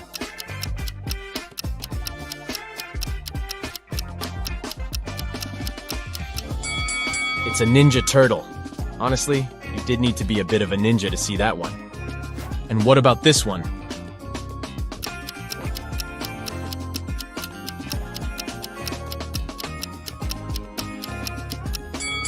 It's Homer Simpson.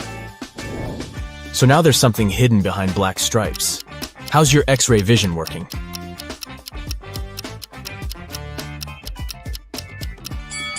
You got it if you said it's one of the dragons from How to Train Your Dragon. That's cute.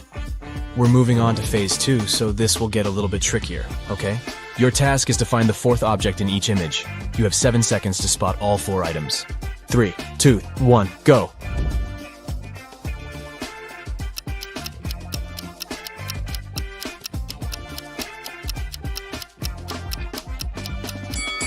Did anyone find the straw by any chance?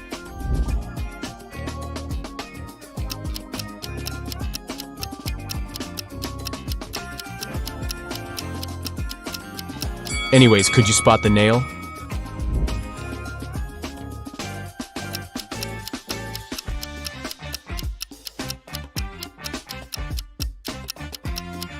What was hardest for you to find?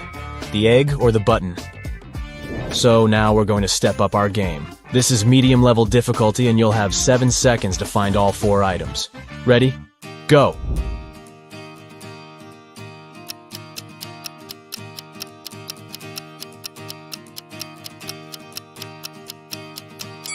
Did anyone find the French fries? I sure didn't.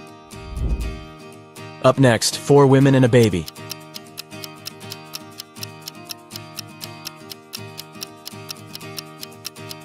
Yikes, this is hard. Could anyone spot the hair comb? Here's another one for you.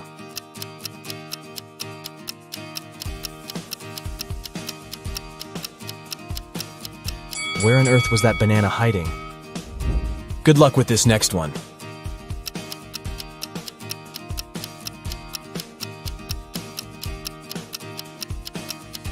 So the envelope is hiding behind the bathroom pipe. I love black and white.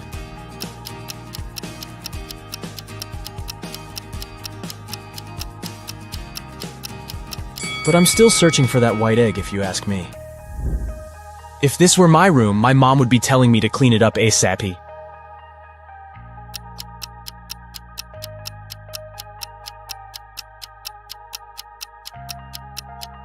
It took me a while to find that little birdie, but the mission was successful. Good morning, y'all. Oh, bummer, I couldn't find the book, could you?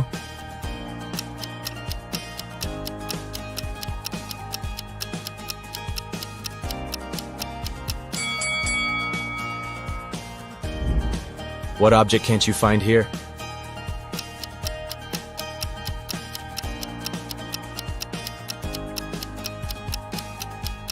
I had trouble locating the brush. Too many details, too little time. I have to say, you do have a pretty good eye for detail, but we're changing the game now. You know what they say. You need to keep changing the stimulus to make your brain work better and better. So now, it's emoji time. You'll have 4 seconds in this round.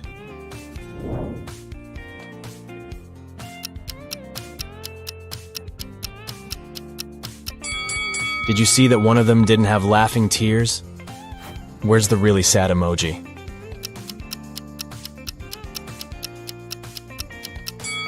And here I was thinking that clowns were supposed to be happy. I guess we all have our bad days, huh? What about this one?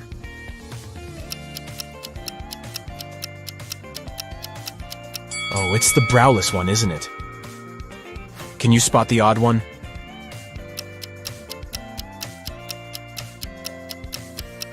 Oh, so it's a dairy-free burger.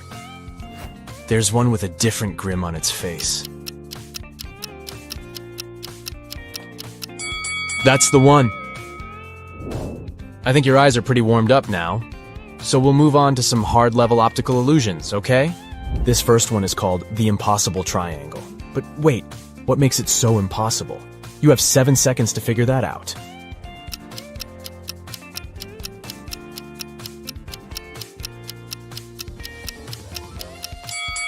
The so-called Penrose triangle is also known as the impossible triangle because it could never exist in reality. This magical triangle defies the laws of Euclidean geometry. If you follow the ball sliding on the surface of the triangle from the top point, you'll notice something strange.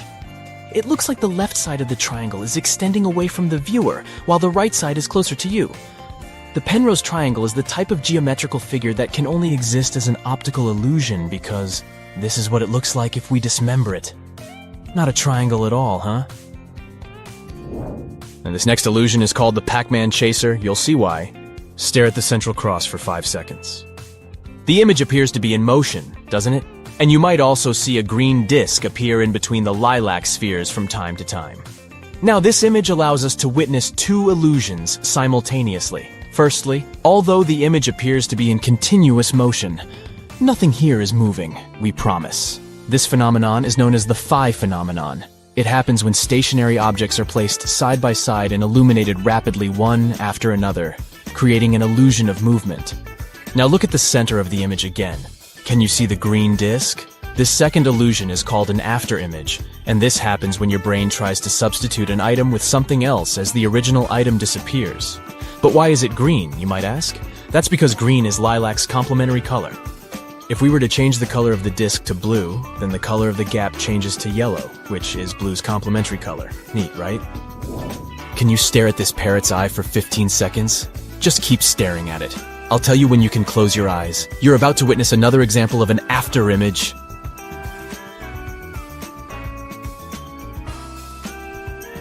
3, 2, 1, and close your eyes. Can you see a red parrot? Isn't it amazing that even though this parrot is black and white, you have the illusion of seeing the color red? Again, this is just your brain trying to guess the color of something. Don't these snakes move beautifully? Except that, they're actually stationary. This classic optical illusion is caused by repeating asymmetrical patterns together with specific color schemes. The illusion mixes lighter colors like yellow and white with darker shades of blue and black. This combination makes your retina send signals to your brain, claiming that these circles are moving. If you want to debunk this illusion and see things as they really are, you need to stare straight at one part of the image. This way, you'll see that the rotation will slowly come to a stop. Take a look at this image. It looks like the square in the middle is breathing, right? Like it's growing in size and then shrinking? What if I told you that it's just rotating, but not changing its size? Here's what's happening. This illusion is called motion binding. It happens when our brain tries to predict the movement of one of the elements in the image. Crazy stuff! This one's another example of a motion binding illusion. These 4 bars seem to be moving in parallel with each other, right? Wrong! They are all part of the same moving square. Here's what's happening behind the scenes. Our brain just gets confused. How many bars can you count here? This illusion has left the internet baffled. People have counted as many as 11 bars, but most people count between 8 and 7 bars. According to the creator of this image, there are only 6 complete bars. Try counting from top to bottom, and you'll notice that the upper bars are real. But by the time you get to the 6th bar, things start to get blurry and confusing. That's because the last 2 bars are incomplete. So when you try making them out, they appear to multiply and only leave you more confused. If you trace your pointer down the 7th and 8th bars, you'll be able to see that they are incomplete. They were only put there to confuse you. Can you tell if the dark blue lines are parallel to each other or inclined? They sure look crooked, but in reality they are not. This classic optical illusion was first described over 100 years ago, but it wasn't until the 1970s that it got its current name, the cafe wall illusion. A guy named Steve Simpson noticed a similar effect on the wall of a cafe in Bristol, and here we are. Now let's see how this works. First, let's blur the image a little bit. Oh, a little bit more. There you go.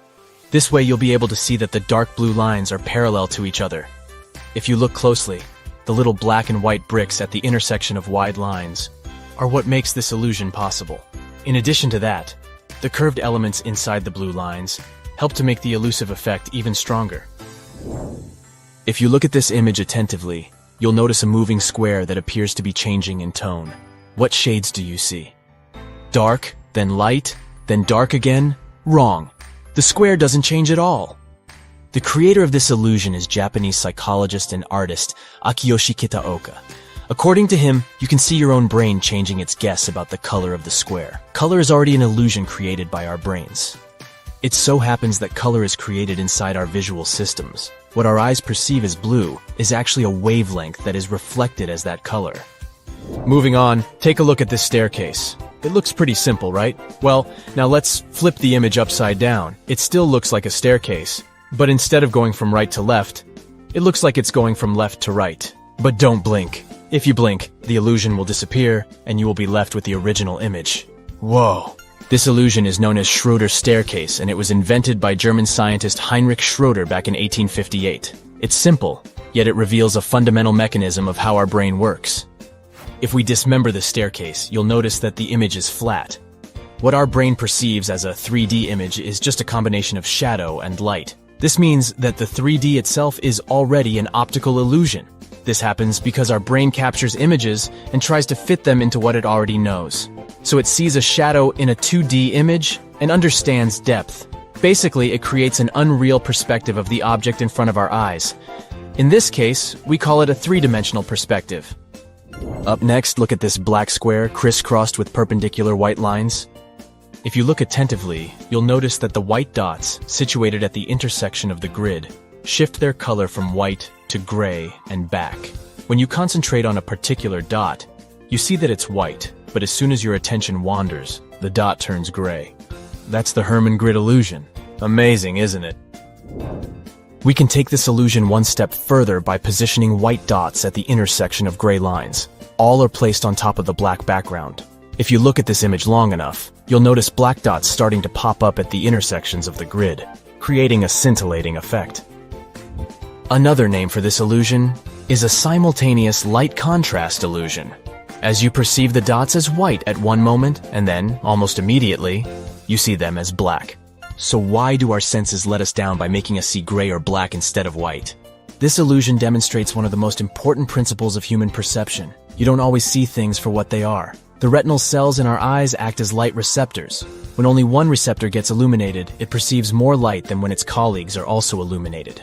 This prevents the firing of nearby receptors. With the Hermann grid illusion, the white lines are arranged in such a way that there's more light around the intersections than along the lines themselves. Thus, the dots at the intersections are more inhibited, and you see darker spots. What do you say? Did your eyes pass the test? I guess mine did, but my brain is a little bit tired.